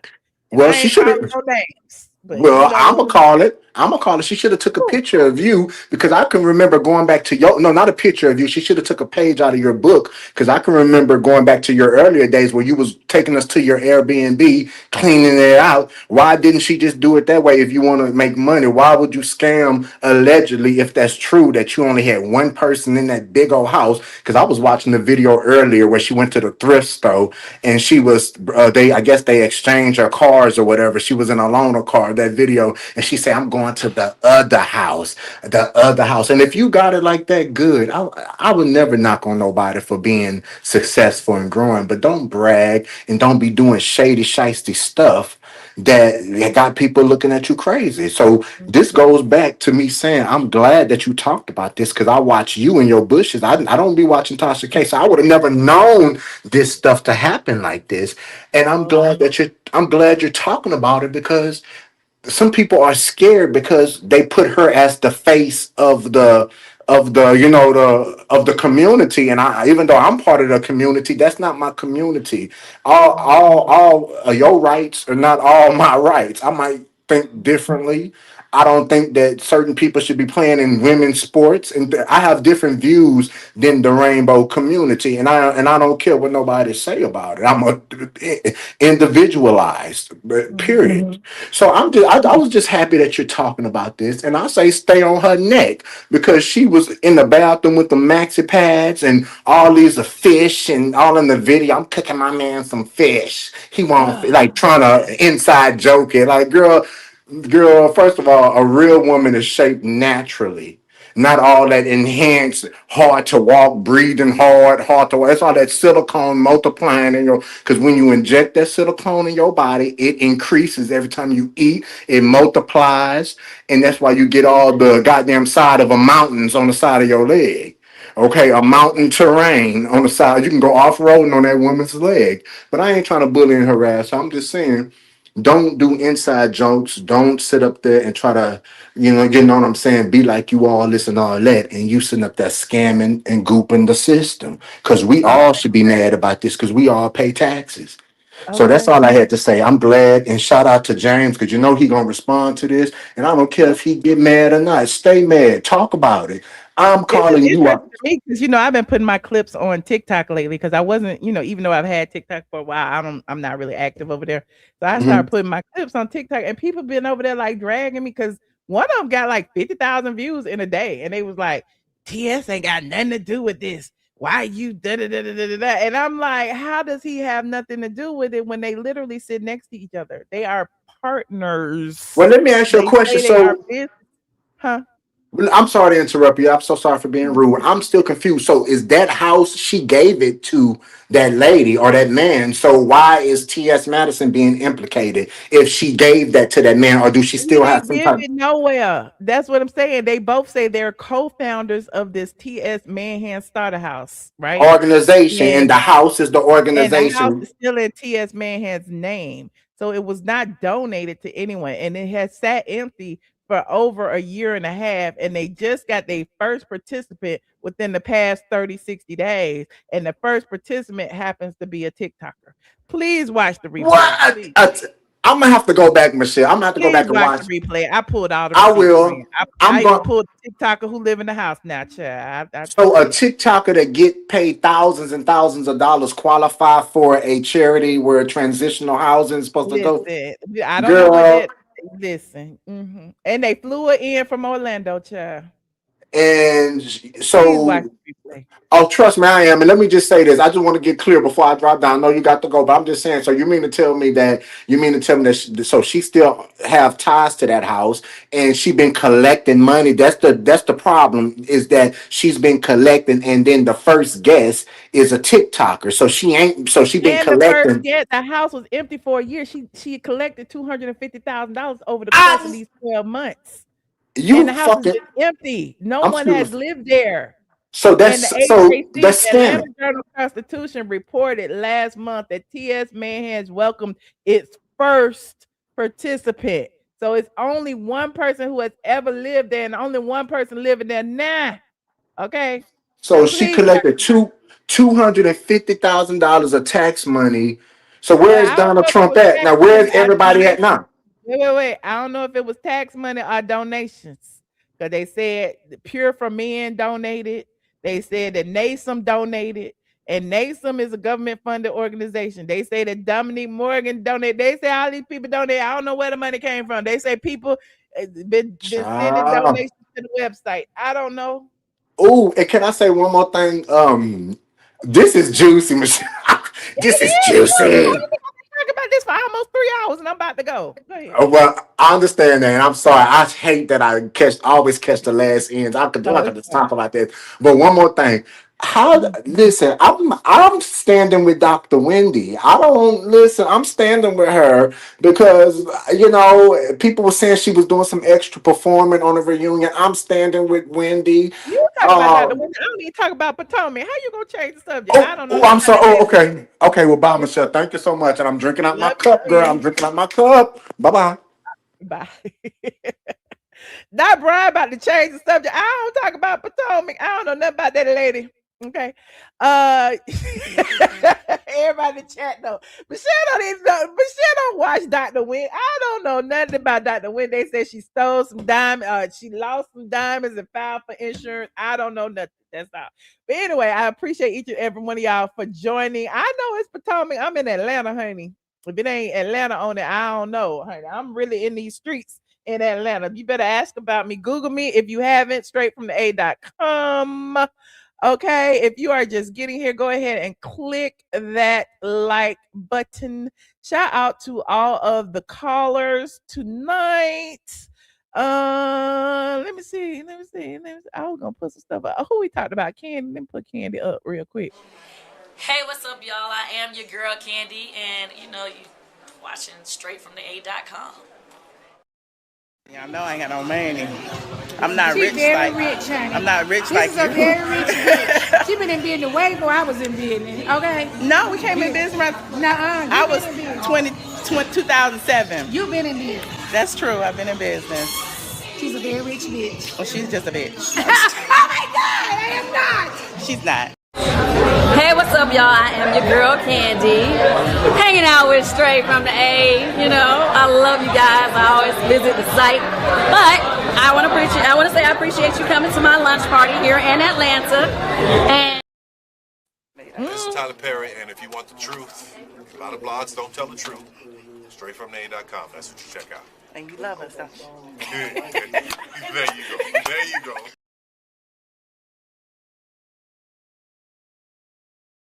Ask T.S. Manhands about that starter house, Tyler. Because I tell the truth. Tyler Perry said I don't lie. Okay.